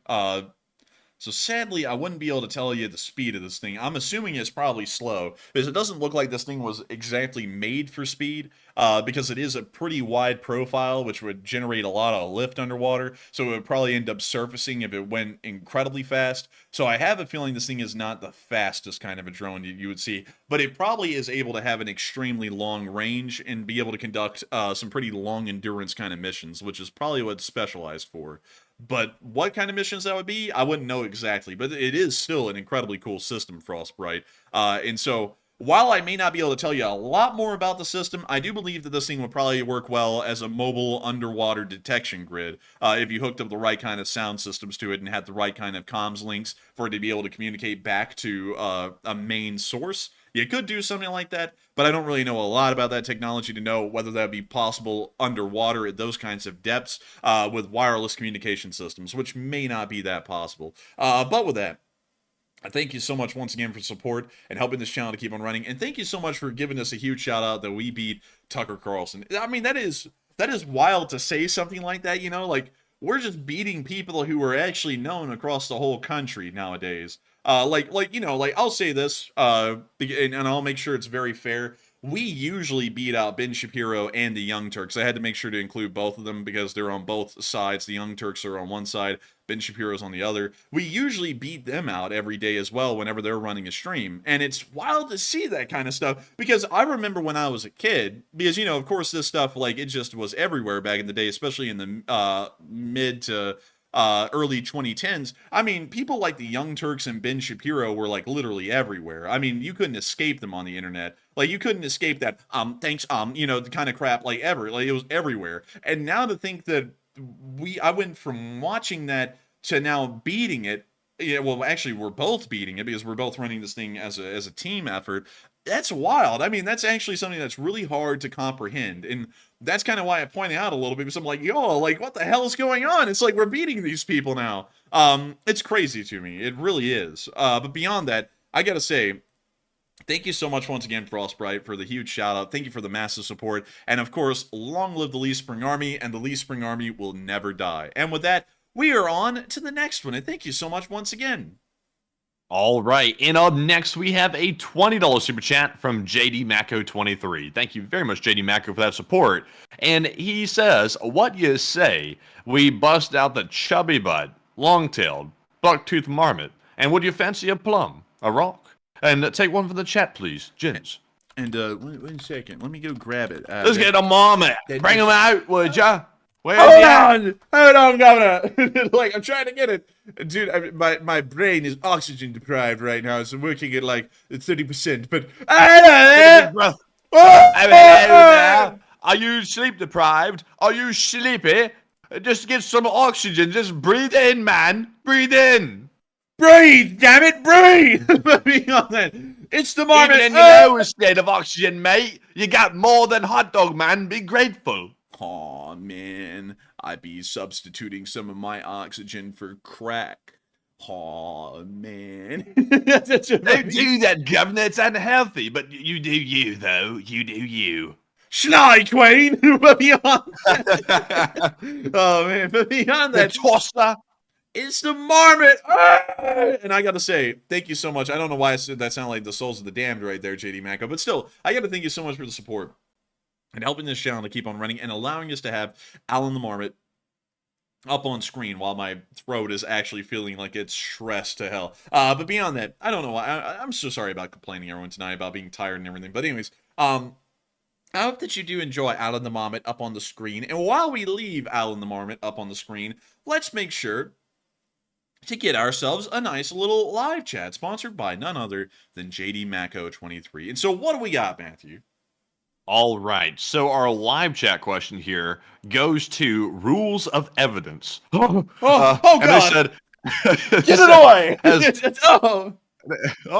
They said, has Russia attacked Ukrainian government buildings? I think they have.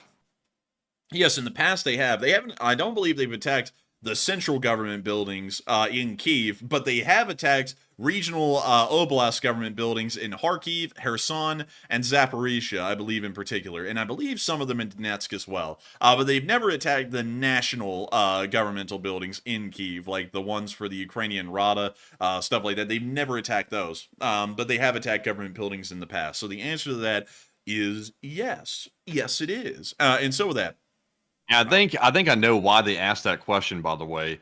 I gotta say, on this one, while I know that it might be fair for Ukraine to hit government buildings inside of Russia, it's probably not wise because we have to always keep in mind that Russia has nuclear weapons and Ukraine does not. So it's not so much about being fair here. It's just about what's the best way to strike at Russia, tear them down for Ukraine's favor, but at the same time not invoking a nuclear response. Because I have no doubt in my mind that if Ukraine were to strike, for example, the Kremlin or something like that, that would probably end up with nukes flying. I'm pretty confident with that. I think nukes would be flying if that occurred, especially if there were casualties. It would be almost certain at that point that something like that's going to happen. I don't think Ukraine would ever hit the building. I don't think they would ever hit a building that important. But I think I see what they were trying to do with the question there, and we just simply can't go off that basis, in my opinion. And I would have to say, yeah, I would have to agree with Matthew on that, because one thing we have seen is that the Russians have not stricken the presidential palace in Kyiv or the building that the Rada is held in. We have seen that they've never deliberately stricken those, and I think it would be a very bad precedent to attack the capital buildings of the Russian Federation or the central government's really buildings in Moscow. That would be a pretty bad deal, because right now, from what we understand, there is a bit of a gentleman's agreement that they will not directly attack with conventional arms the government of the other and just attempt to kill them outright, because, you know, there's not really a lot of diplomacy to be had if most of the government that would be conducting the diplomacy is dead.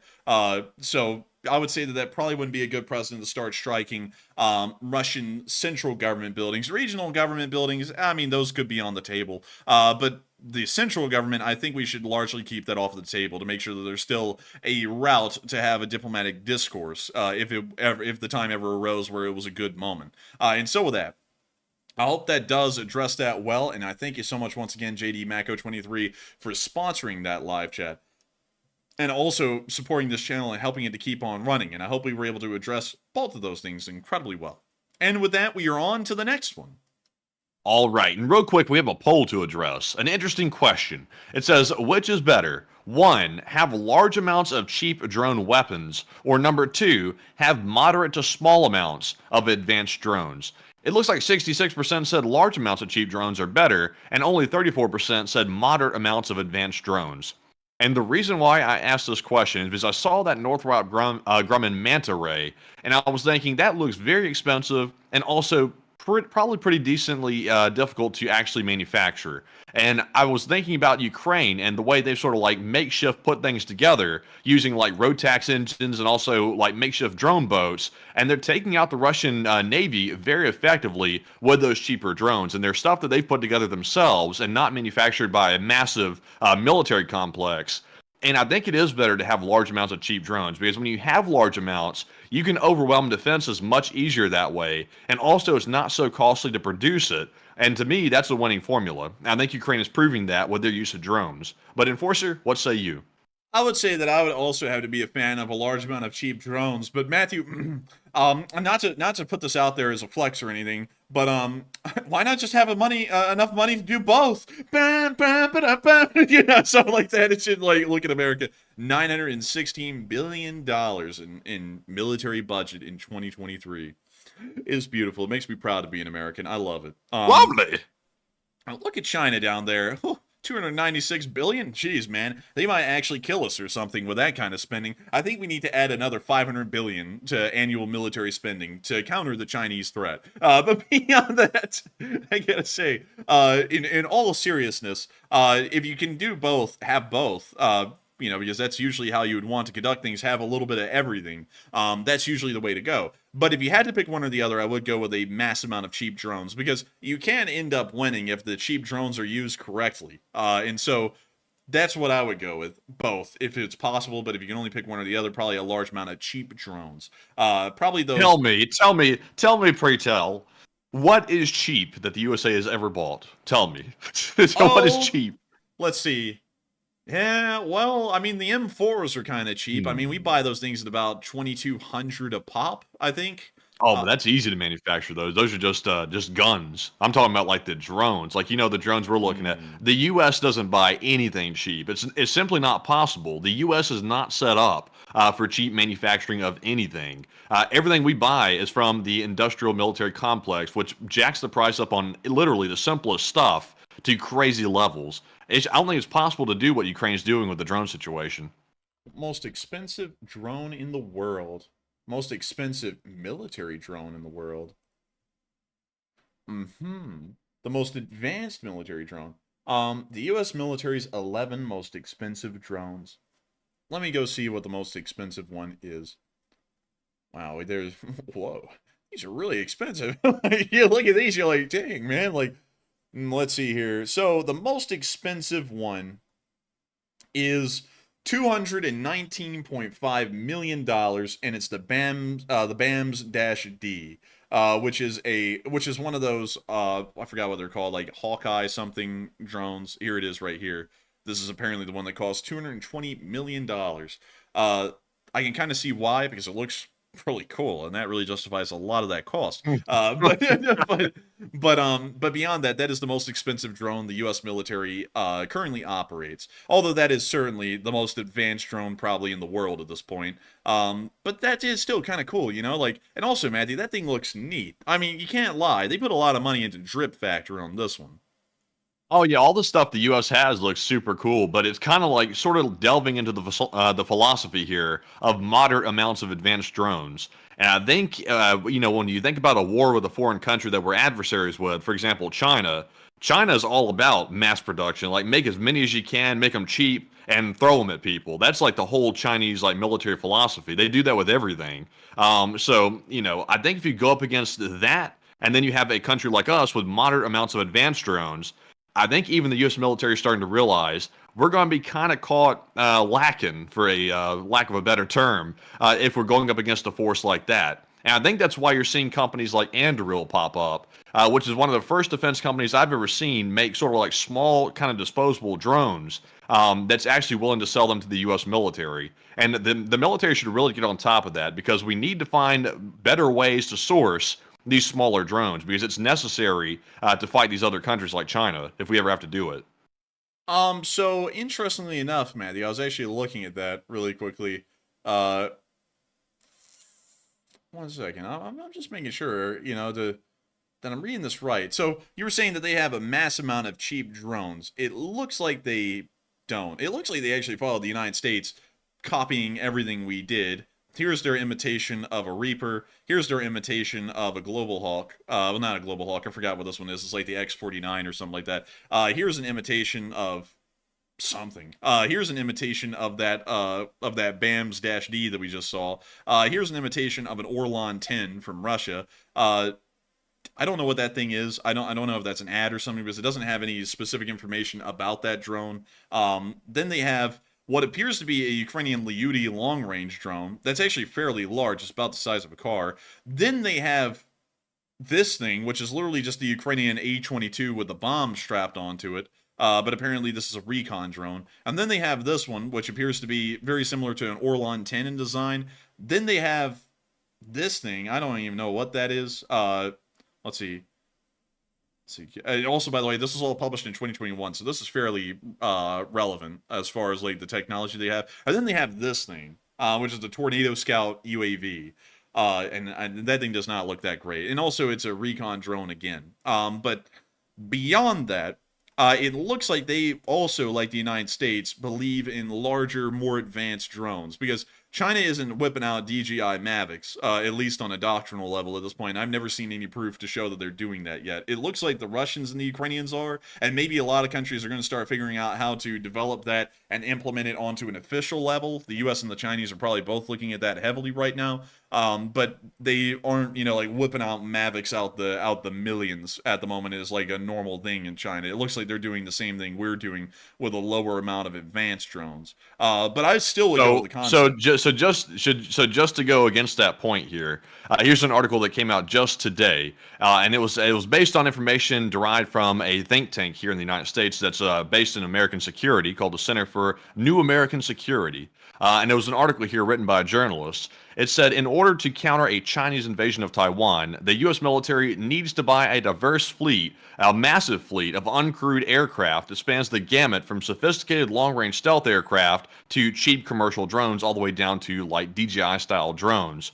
And also it says here that China is positioned to take advantage of its very large fleet of drones, which could provide it a massive edge in a war over Taiwan. And it also basically says here that U.S. military leaders are waking up to the fact that we need to have a larger fleet, not necessarily a more advanced fleet, but simply a larger fleet to be able to counter the capabilities that China has with their fleet of drones. And also keep in mind that all the stuff we're seeing here on the internet, like looking at the drone capabilities of China, that's what's publicly known. That's not all the stuff that they may have that's not actually recorded, because I'm pretty sure that with China having, for example, DJI, which is the largest drone manufacturer in the world, literally right there in their country, I would really doubt it if they didn't have that large fleet that the think tank's talking about. Yeah, but at the same time, though, with drones like that, it's not really like they're going to keep that classified. Like that's kind of some kind of a massive secret that they're going to whip out. You know, they would probably just show it like, oh, look, we're doing the same thing that Russia and Ukraine are doing right now, like America's kind of done. We've gone, oh, look at what Russia and Ukraine are doing, and then you see a whole bunch of companies in America going, look, we can implement this tech into the Army or the Marines or the Navy or something like that. You know, and I think that's what would happen with those kinds of drones, because you have to remember with classified things that are kept under wraps, that's only done for vehicles that don't get a lot of exposure, or really equipment that doesn't get a lot of exposure to the normal rank and file. Like if you're starting to introduce a mass amount of FPV drones or something like that, you're not going to be able to keep that secret for long, because there's going to be about 2 million people that know of it off the bat, which is going to be the entire People's Liberation Army, and then they're going to start talking about it in China, then other people are going to start talking about it, and then it'll easily make it over here.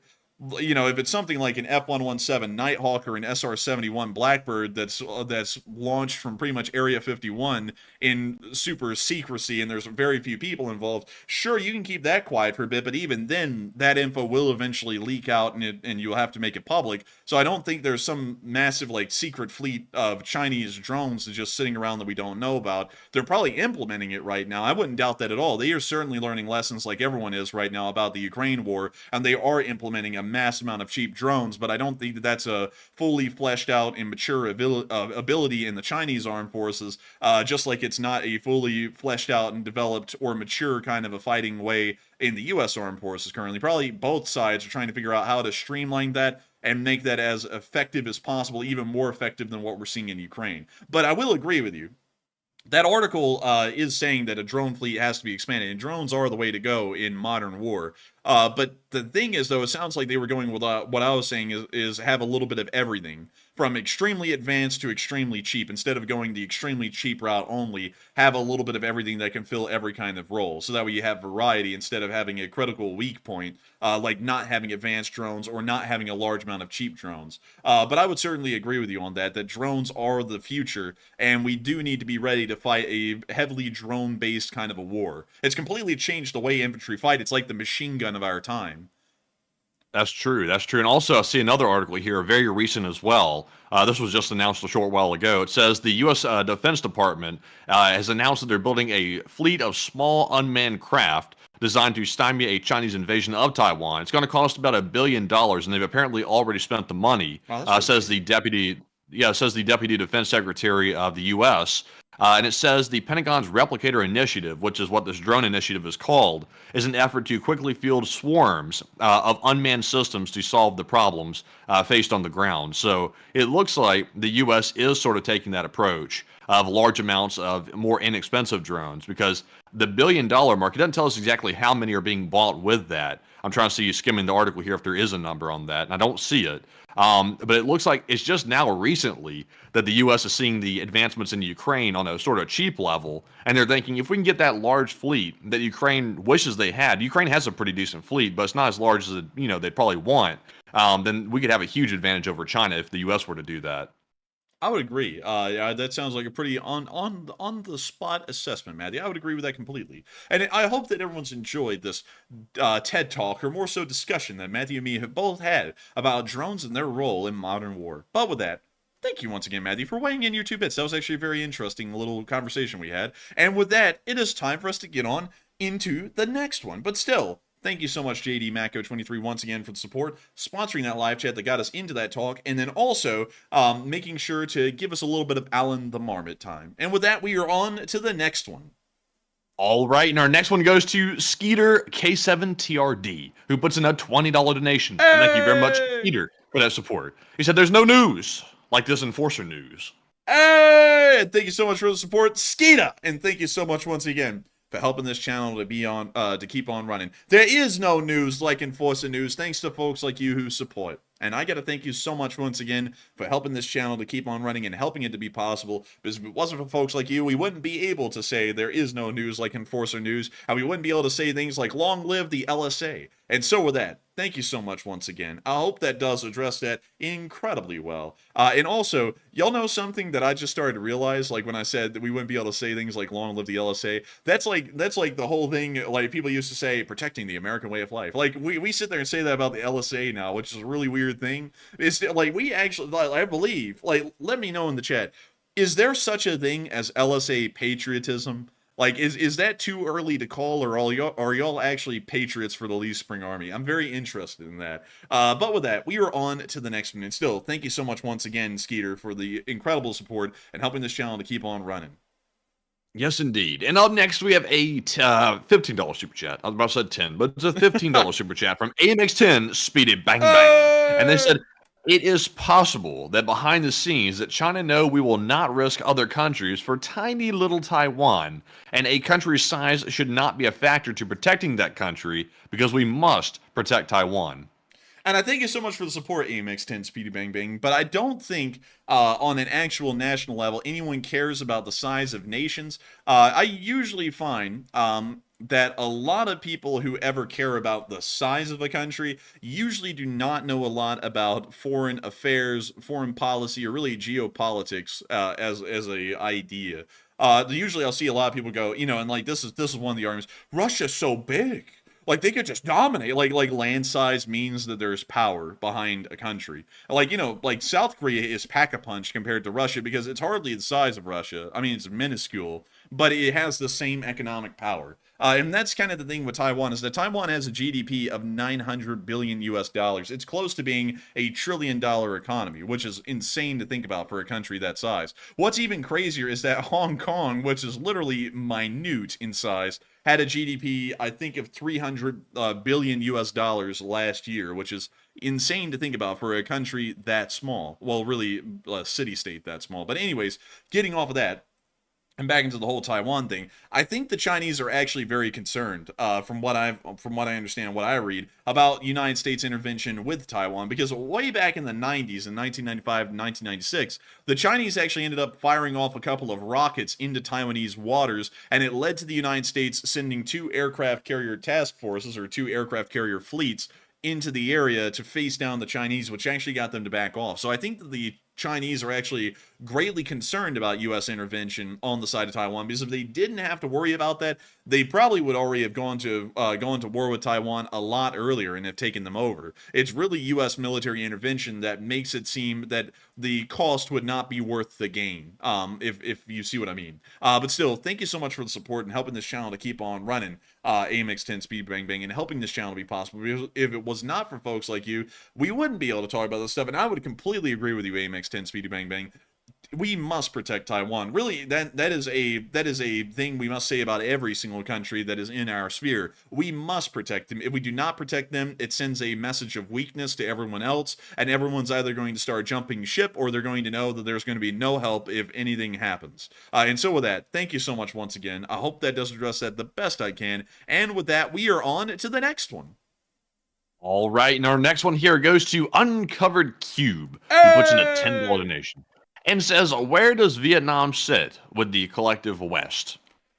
Vietnam is in an interesting position. They are somewhat friendly to America, but that's also weird because Putin visited there with an official state visit, which is like, well, what the hell are they now? But they're kind of leaning towards the United States, generally because they're scared of China's strong arming in the South China Sea, particularly against Vietnamese waters, which consume a big area. And so they're kind of slightly friendly to the West. Like, I would be honest, they're kind of in an Indian position as far as the West goes. They're not unfriendly with us, but they're also not extremely friendly with us and allied with us. So that would be what I would have to say about the Vietnamese, especially considering the state visit by Putin today, which shows that they're not completely on the Western side. They're kind of running down a middle road at the moment in between the Chinese and the United States. Really just trying to game the system is the best way I can put it. And so with that, thank you so much once again for support. I thank you for helping this channel to keep on running, and thank you for the for the support on Covered Cube, making this channel a reality. And with that, we are on to the next one.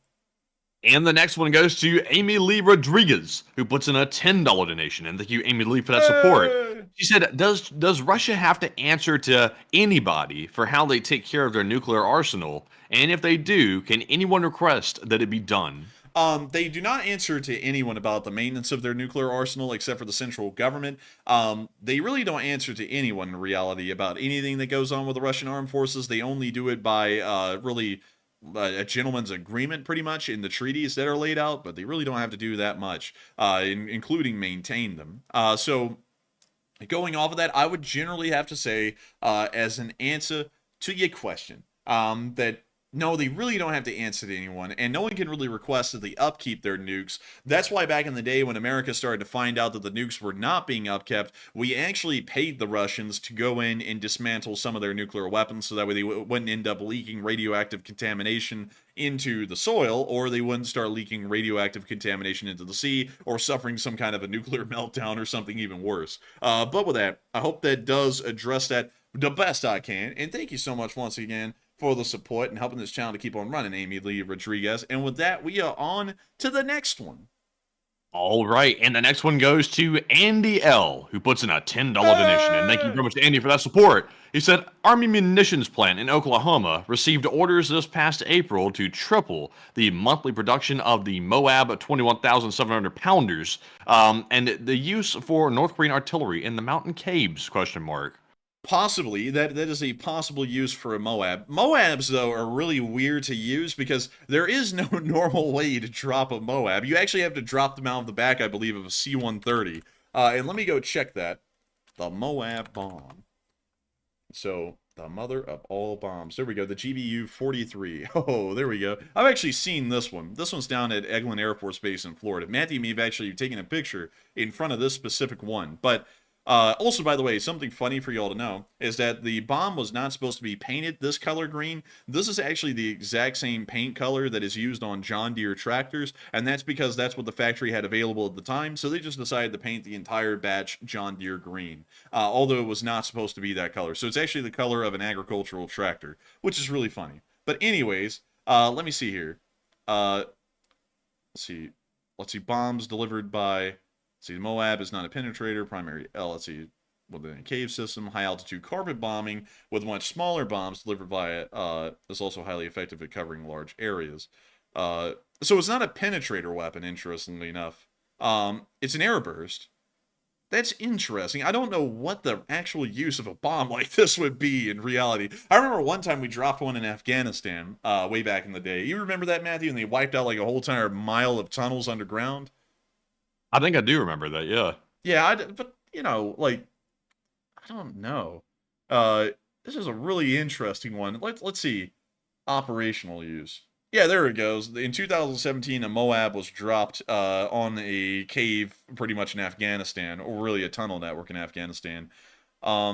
But I'm not really seeing a lot about how... Oh, here we go.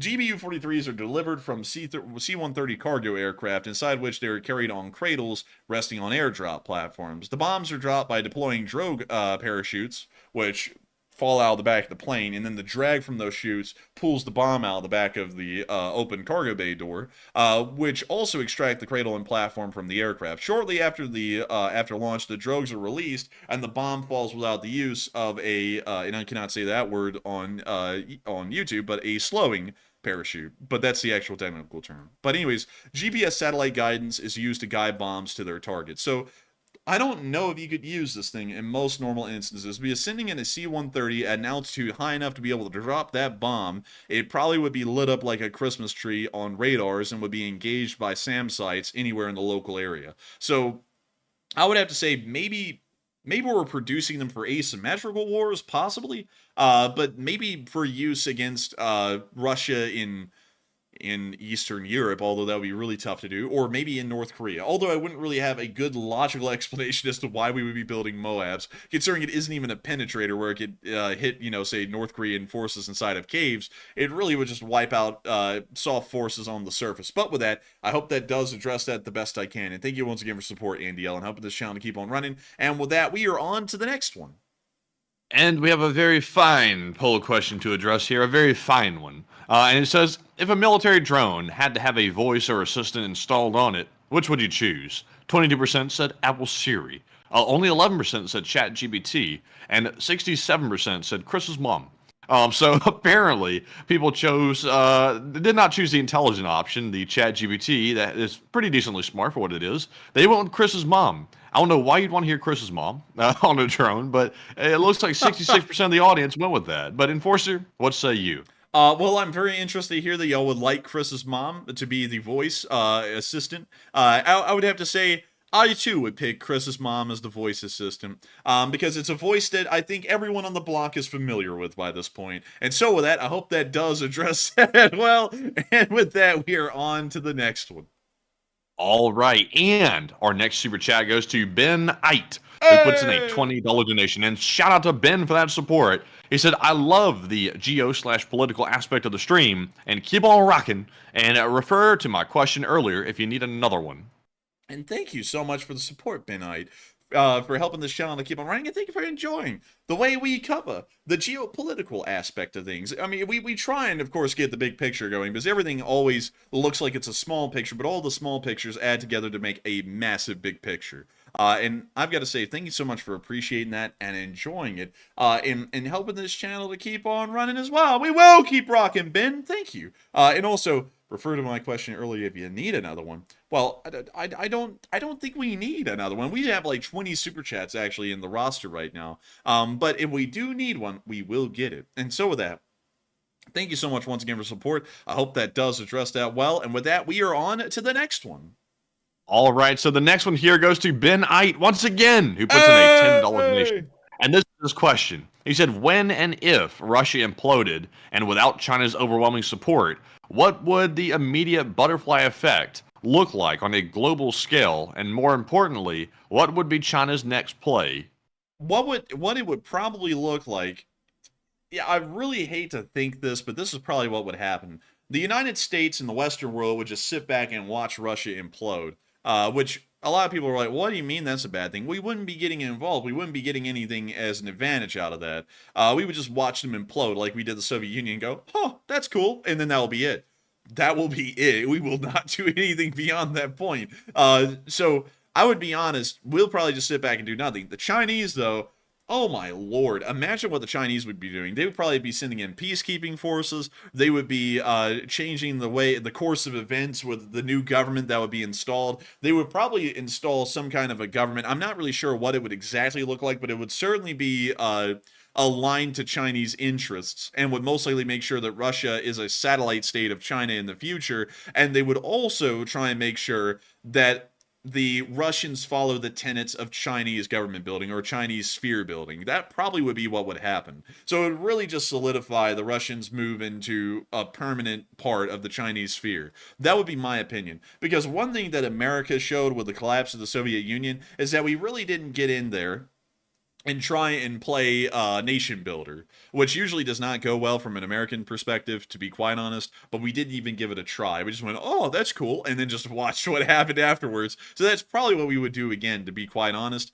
because they are a nuclear power, and we probably wouldn't want to mess with them too much. But the Chinese would, because they would sense great benefit out of this, great amounts of resources at cheap value forever. And they would never have to mess with that agreement or change that. And not only that, Russia, if it was spurred properly with Chinese influence, probably would be able to grow pretty quickly economically. And so the Chinese would probably also sense that as well, which meant that there would be further growth for China in return. And so the Chinese would find that to be an exceedingly amazingly good opportunity for them and their sphere. And so with that, I hope that does address that incredibly well. Ben, great question. And thank you once again for the support and helping this channel to keep on running a second time tonight. And with that, we are on to the next one. And this one goes to Octavian Timarasunu, who puts in a $10 donation. And thank you very much, Octavian, for that support. He said, a lot of countries are counting on the U.S. for maintaining the world order, and I know Americans don't have an appetite for war, but I hope that they will stand by their allies, because isolationism is not the way. And that's true, Octavian. Isolationism is definitely not the way. We should never, cordon ourselves off as the United States to retreat from the world order, because if we did that, that would be more catastrophic than simply staying in the world order and, just dealing with what comes up. If we were to back out of it, it would be catastrophic. It would leave a power vacuum, and it would be filled by China, without a doubt, because that's our closest rival in the world, if you can call them a rival. They're a rival, but they're really kind of not quite here yet. But maybe one day they might get there, but not anytime soon. But Enforcer, what say you? Wait, are you talking about the Chinese right there? The Chinese, yes. Well, I would certainly say right now, considering the vacuum that's been created because the Russians are a joke, I would say that they probably are the rival right now. It's just that they're not on that level of being the rival, like the Soviet Union was the rival in the Cold War. They're an emerging, I would say they're an emerging threat, but certainly the rival right now, but not really on par. In that military spending, proportion, I mean, we outspend them by 200% right now on the military level, and I'm certain that we get the bang for the buck out of that. Of course, we do overspend a little bit, but we do get a bang for a buck out of that, no doubt. Just go back and look at the Gulf War as an example. That was bang for the buck on the money. But beyond that, I would say that the United States cannot be isolationist, Octavian. I would completely agree with that. The United States has, and this is something that I find the public in America is very divorced from. And when I talk about the public, I'm not saying, when I say these things just for future reference, in case if people come back and watch this in 17 years or something, when I say that the American public is ignorant or something, or is confused or something, I'm not saying that in a demeaning or derogatory sense, saying that the American public is stupid. But the American public is ignorant of how things do unfold around the world, or why their lives are a certain way, because it never, the big picture is never really painted out well by anyone. Everyone just expects you to kind of figure it out or come up with some goofy justification in the background. But this is the reality of things for all of our American viewers who are here with us tonight. The only reason that America is in a position to talk about the kind of creature comforts and the luxuries that we have right now, and the reason why we are the biggest and most powerful country in the world, is because we have been involved for the past 70 to 80 years since World War II, building a sphere of influence around us that feeds money to us passively forever. And not only that, we fight an endless amount of wars to maintain that sphere of influence, and also to make sure that our allies continue to be a part of our sphere and we continue to benefit from having them as our partners. The only reason that anyone lives the lives that they live in America today, the kind of extremely exorbitant and luxurious lives, even on the lowest economic echelons in this country, the only reason that our lives are so luxurious is because of the endless amount of wars and the countless amount of lives that we end up throwing pretty much what looks like down the drain to end up maintaining it. Because if we did not do that, we would not be in the position we are. That's why China right now is it's literally playing the playbook from America, from what we did in the late 40s and 50s with the Marshall Plan and everything else involved. They're doing the exact same thing because they want the life that America has. Xi Jinping made that clear in the 5th plenum of the 19th People's Congress that China was a mildly prosperous society, but they wanted to be on the level of America. They actually view levels of prosperity in China off of an American metric. And this was very interesting, man, because I actually went and read the transcript of Xi Jinping's address at the 5th plenum of the 19th People's Congress, which was one of the most important ones because that was the plenum that they had at the end of one 5-year plan before they laid out the next 5-year plan, which they're currently in right now. And I believe that one's going to expire in about a year or two. And then they'll come back to having another plenum to address that 5-year plan and how well it did, and then they'll lay out another new one. But they actually assess their success off of America, and their plan is by 2049, they want China to be in the position America is in right now. Like, no joke. They view the American position that we are in as the position they want to be in by 2049. That lets me know that the Chinese understand the same thing I'm understanding. To have that kind of a position, to be such a prosperous country economically for its people, you have to own a massive sphere of influence around you. Everyone benefits out of it. I mean, there's no part of the Western sphere that's getting the short end of the stick here. It's all incredibly prosperous. I mean, pick a country and tell me one that's not doing that well. I'll wait. There isn't one. They all do incredibly well, but America does the best out of all of them, at least on economic charts and figures and things like that. But the Chinese understand that as well, and that is why we cannot start backing out of the world and act like isolationism is the fix. And that's something that I've seen a lot nowadays, is that isolationism is starting to finally make a return after about 80 years of really being absent from American internal dialogue, is that some people are saying that isolationism is the way forward. It is not the way forward. Isolationism is going to be a slow, painful death for this country. The only reason we're successful in this past century is because we are an openly non-isolationist country that has been maintaining and fighting to keep the Western sphere that we created at the end of World War II. And so I would completely agree with you there. I would say, without a shadow of a doubt, Octavian, we cannot be an isolationist country. No one likes war, but wars are honestly a necessity. A lot of people are like, "Wow, that sounds terrible," and then you're going to have a whole bunch of hippies coming in. No war. Well, if you want to suck at everything, you can have no war. But wars are what keeps things going at the end of the day. Tell me one country that became successful without fighting wars. There is not a single one. And so with that, I hope that does address that fairly well. And I saw Anthony Stark say, Haiti? Haiti isn't really in the Western sphere, though. Like, they're not really. Like, no one really wants them. Like, they're just kind of out there. Like, most of South America really isn't in the Western sphere. They're really in no one's sphere. No one really cares about them that much. Like, that sounds kind of rude, but that's just kind of how they look at it. And that's why Brazil is an emerging power down there. And then the same thing with Africa. Like, a lot of Africa is not in anyone's sphere. In fact, none of it's really in any sphere at all. It's just there. But the Chinese are starting to try and make a Chinese sphere in East Africa. And make something out of East Africa as well on an economic sense. But with that, I hope that does address that the best I can. And thank you so much once again for support, Octavian, and helping this channel to keep on running. And with that, we are on to the next one. And our next one goes to Siri, who puts in a $10 donation. And we just got done talking about you, Siri. You got some of the votes. You got some, but Chris's mom beat you out. But they said, Day57, LSA, and thanks Enforcer Bros. And I work with refugees, and your information is very helpful, and positive ripples of the channel are far-reaching. XO from Oslo.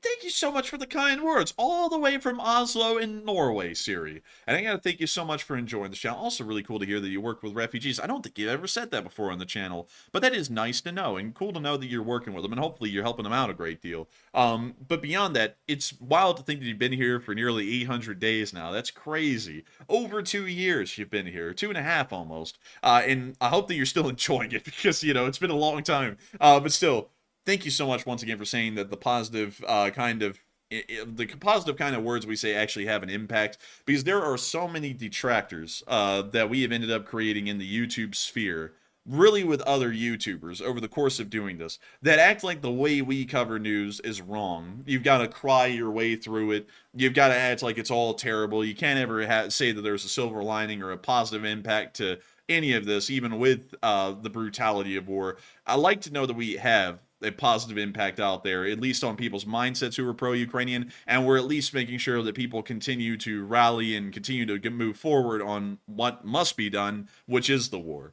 And I got to thank you so much once again for those kind words and supporting this channel and helping it to keep on running, because it is folks like you who help to make this thing possible, Siri. And so with that, thank you so much once again for being one of our Norwegian viewers, and we are on to the next one. All right, and up next, we have a $10 super chat from Randolph Eck. And thank you very much, Randolph, for that support. No comment to address, but of course, the support helps keep us running while my brain totally cramps up. But thank you very much, Randolph. And of course, what say you? And I say thank you, Randolph. Matthew's starting to have sleep deprivation like I am, although I was up for 28 hours. That's a bragging right, folks. I was in the mines. Like I was there writing scripts. Like it was a long script actually. It's getting pretty lengthy. But I'll let y'all see it on Patreon here in the future. But anyways, moving on from that, thank you, Randolph, for the support. While you didn't throw in a comment, your support does say a lot and helps us to keep this channel running, and we are incredibly grateful for that. And with that, we are on to the next one. And our next one goes to Jaden Saxman, who puts in a 10 and says, "Happy Solstice, LSA." Hey! And my question is, why hasn't China pulled North Korea back in line like they have before? Is it a lack of influence or desire to do so?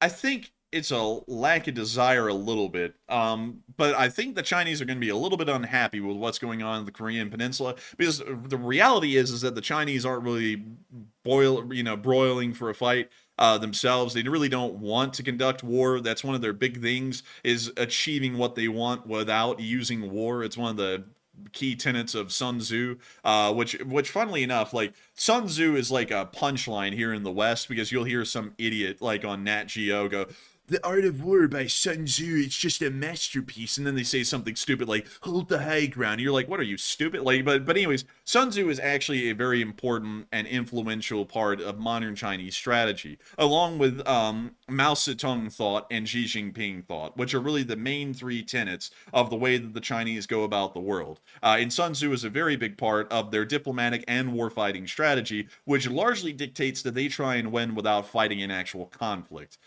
which is a big thing that Sun Tzu was a major proponent of, was conducting war without war. And so the Chinese probably would not be a big fan of conducting any escalatory actions within the area of the Koreas, because it just would not bode too well. And so with that, I hope that does address that well. And also, really quickly, I do have to say this, we are going to have to speed up a little bit, but I do thank you once again for support and helping this channel to keep on running, Jaden. But we do have to speed up a little bit, because we have to get cracking at something very early again in the morning.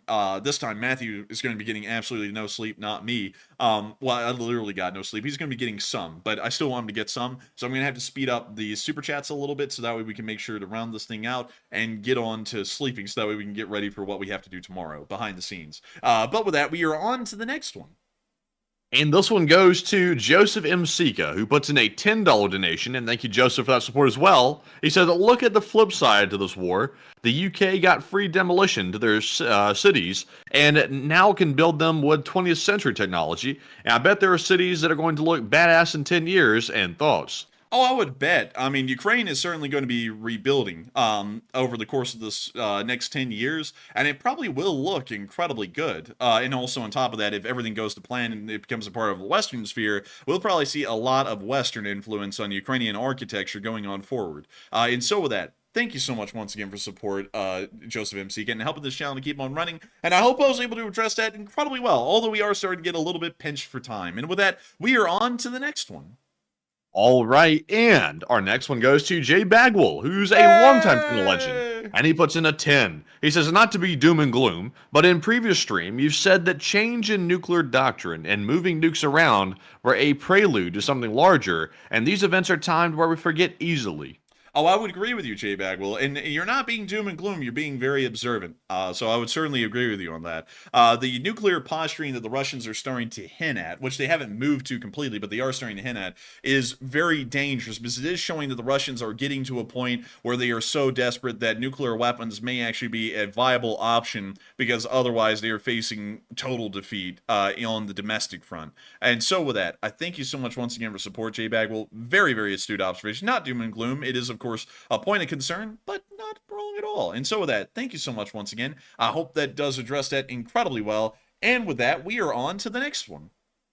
And our next one goes to Mike Zubrod, who puts in a 10, and also Keymaster, who puts in a 5 as well. And huge shout out to Mike and Keymaster for that support. And sadly, no comments to address, but we appreciate it very much. And we also have a 7 from Sergusei, who says, "Greetings, enforcers in LSA. I've been with you for about 2 years now, watching nearly every single stream, and mostly quiet because I have to do my job." And thank you, Sergusei. It's good to see you once again. And it's good to see you, Circus A. And I hope that you've been enjoying the stream tonight. And a lot of people are actually working when they watch these streams, which I think is really cool. And I hope that we're able to keep y'all company while y'all are working. But it's a massively appreciated that you've been here for almost 2 years and supporting this channel and helping it to keep on running. And it's perfectly fine to be quiet in the chat because you're on that grind all the time. And so with that, thank you so much once again, Circus A, for the support and helping this channel to keep on running. And with that, we are on to the next one.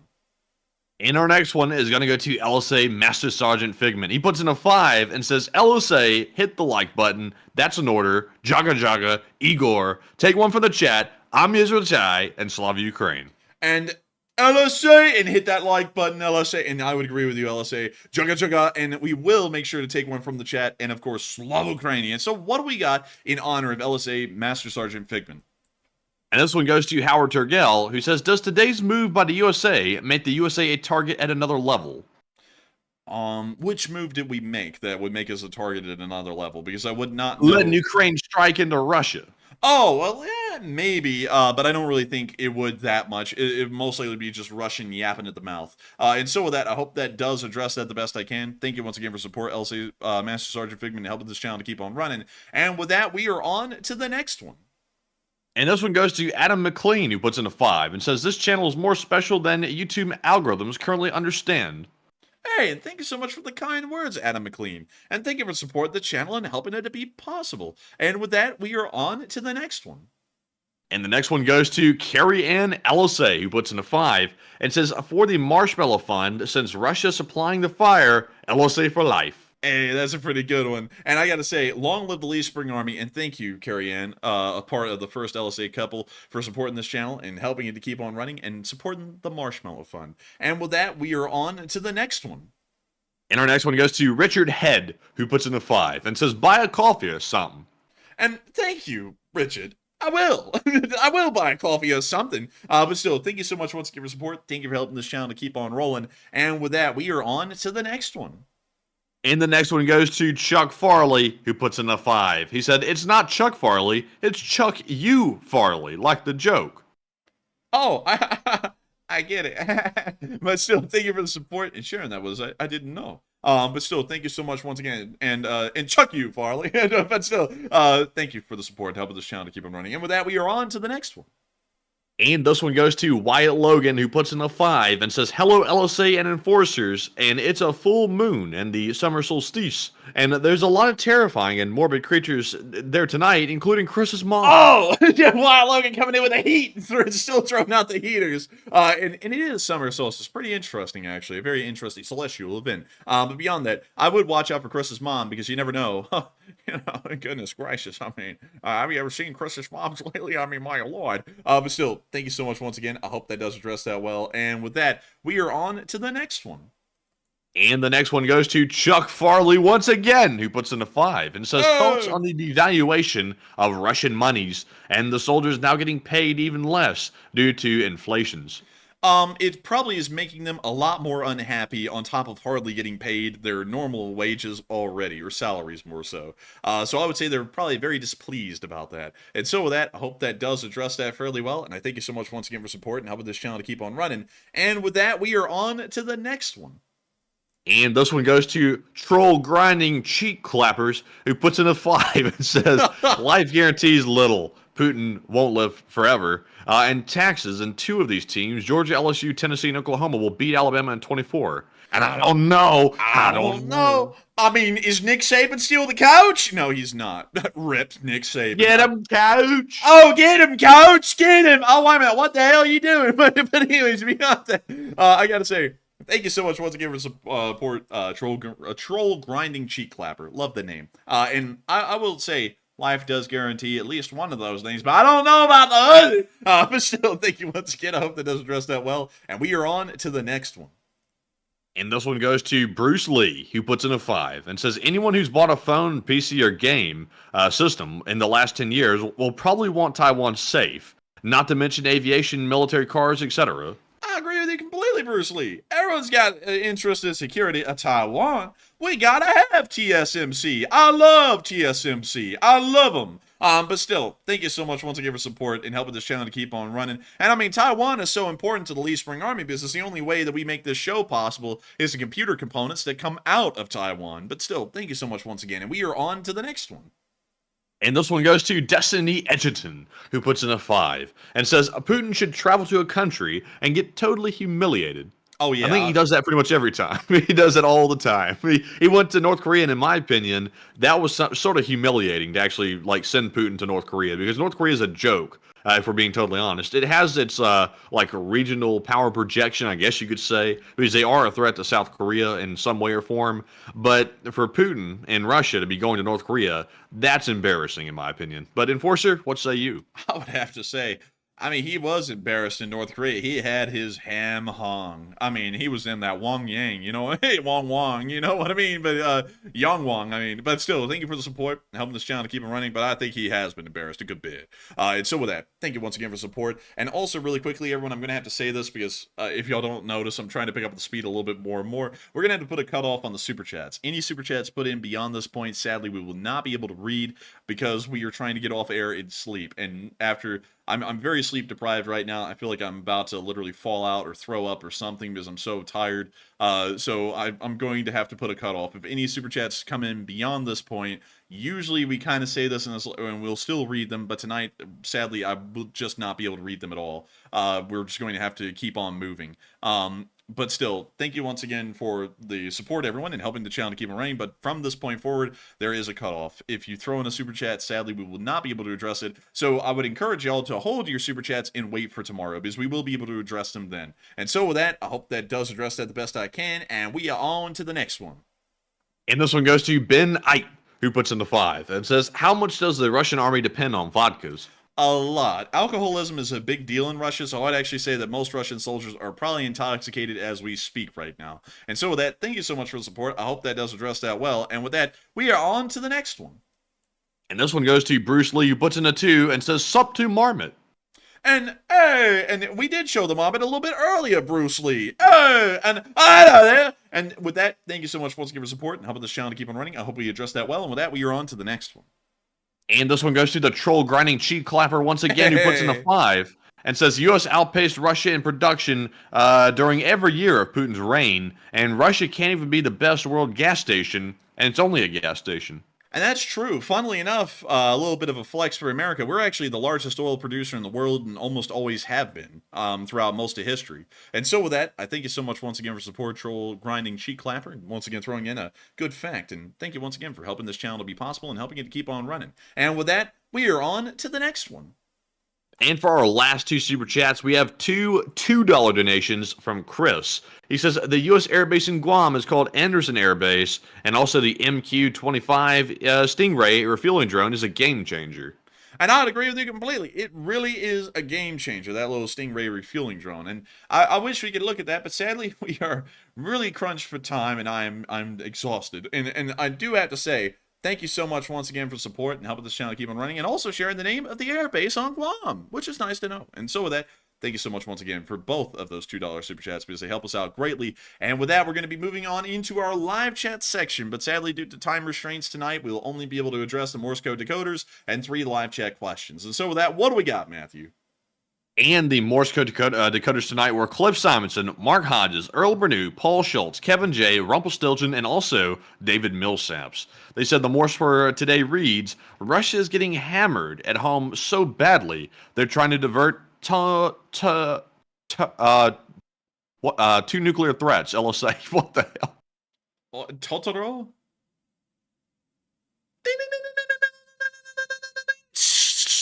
That's the sound of money, and y'all got that down on the nail. That was the Morse code message tonight. I got to congratulate y'all for getting that correct on the 848 Day of War, because that is absolutely impressive, and we got to give y'all a huge shout out for being able to understand the Morse code and get it right every single night. And so with that, we are on to the third to last question of the night. And the third to last question of the night goes to Bilges, who says, Enforcer, did the fast track equipment have anything to do with getting rid of the pro-Russian party? No. That just kind of happened. Magically, with a magic wand. And so with that, I hope that does Magically delicious. Nothing like. Well, anyways, with that, we were on to the second to last question of the night. And this one is going to go to, let's see here, Uncovered Cube, who says, is Russia still on track to lose and run out of funding by the end of this year to the beginning of next year? Yes, I believe so. I think they're still on track for that. And so with that, I hope that does address that question incredibly well. And with that, we are on to the final question of the night. And so, who was the lucky last person to win the lucky last question of the night? And this one goes to Keymaster, who says, how long before the Kerch Bridge gets hit? And that's more of an opinion than a question. Let's see. Can you reread that one for me really quickly? It's like... He said, how long before the Kerch Bridge gets hit? And that's more of an opinion than a question. I would say it's probably going to get hit within this year. I can't get any more definitive than that. It's going to become a strategic target here in the future at some point this year, and then it'll probably get hit. But I don't think it's going to be anytime incredibly soon. It'll probably be in the fall or the late winter, most likely. And so with that, I hope we addressed that incredibly well, and we have reached the end of tonight's stream. I've got to thank every single one of y'all so much once again for watching. Like I was saying earlier, at the peak tonight, we reached 9.7 thousand people here live, and over the course of the stream, 69 nice thousand people have watched this stream from beginning to end. But you're entirely honored and massively appreciative to have each and every one of y'all here with us every single night and to get to cover the news with y'all. If y'all did enjoy, make sure to like, comment, and subscribe. And I will see you all tomorrow at 10 p.m. Eastern Time to cover the next 24 hours of the news of the war in Ukraine. Good night, good luck, take care, stay safe, Slava Ukraini, and long live the Lee Spring Army. The Lee Spring Army will never die. And with that, good night, folks. Thank you all for another great stream tonight. Of course, it was a great stream, even though we were slightly sleep deprived. But with that, we are going to see you all tomorrow at 10 p.m. Eastern for the nightly War News stream, and also perhaps maybe midday tomorrow for the short war summary. And I think the Enforcer might be fully rested to do that tomorrow, so he will probably be taking that one. It's my day. Yeah. I'll probably be doing that too, but it may sound a little disjointed because I'm only going to have about 3 hours of sleep. So we'll see if I'm cognizant and coherent tomorrow, or if I sound like, whoa, Jack. Whoa, what the hell happened, Jack? What am I even saying, Jack? But anyways, we'll see if I'm cognizant tomorrow. There may be a short war summary then. Hopefully so. And also, let me get rid of a bot. But with that, we'll see you all tomorrow, and good night.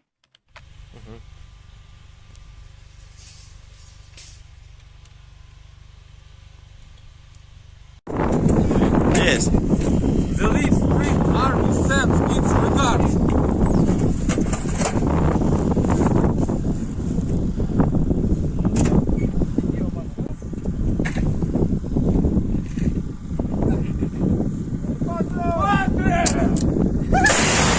Ooh.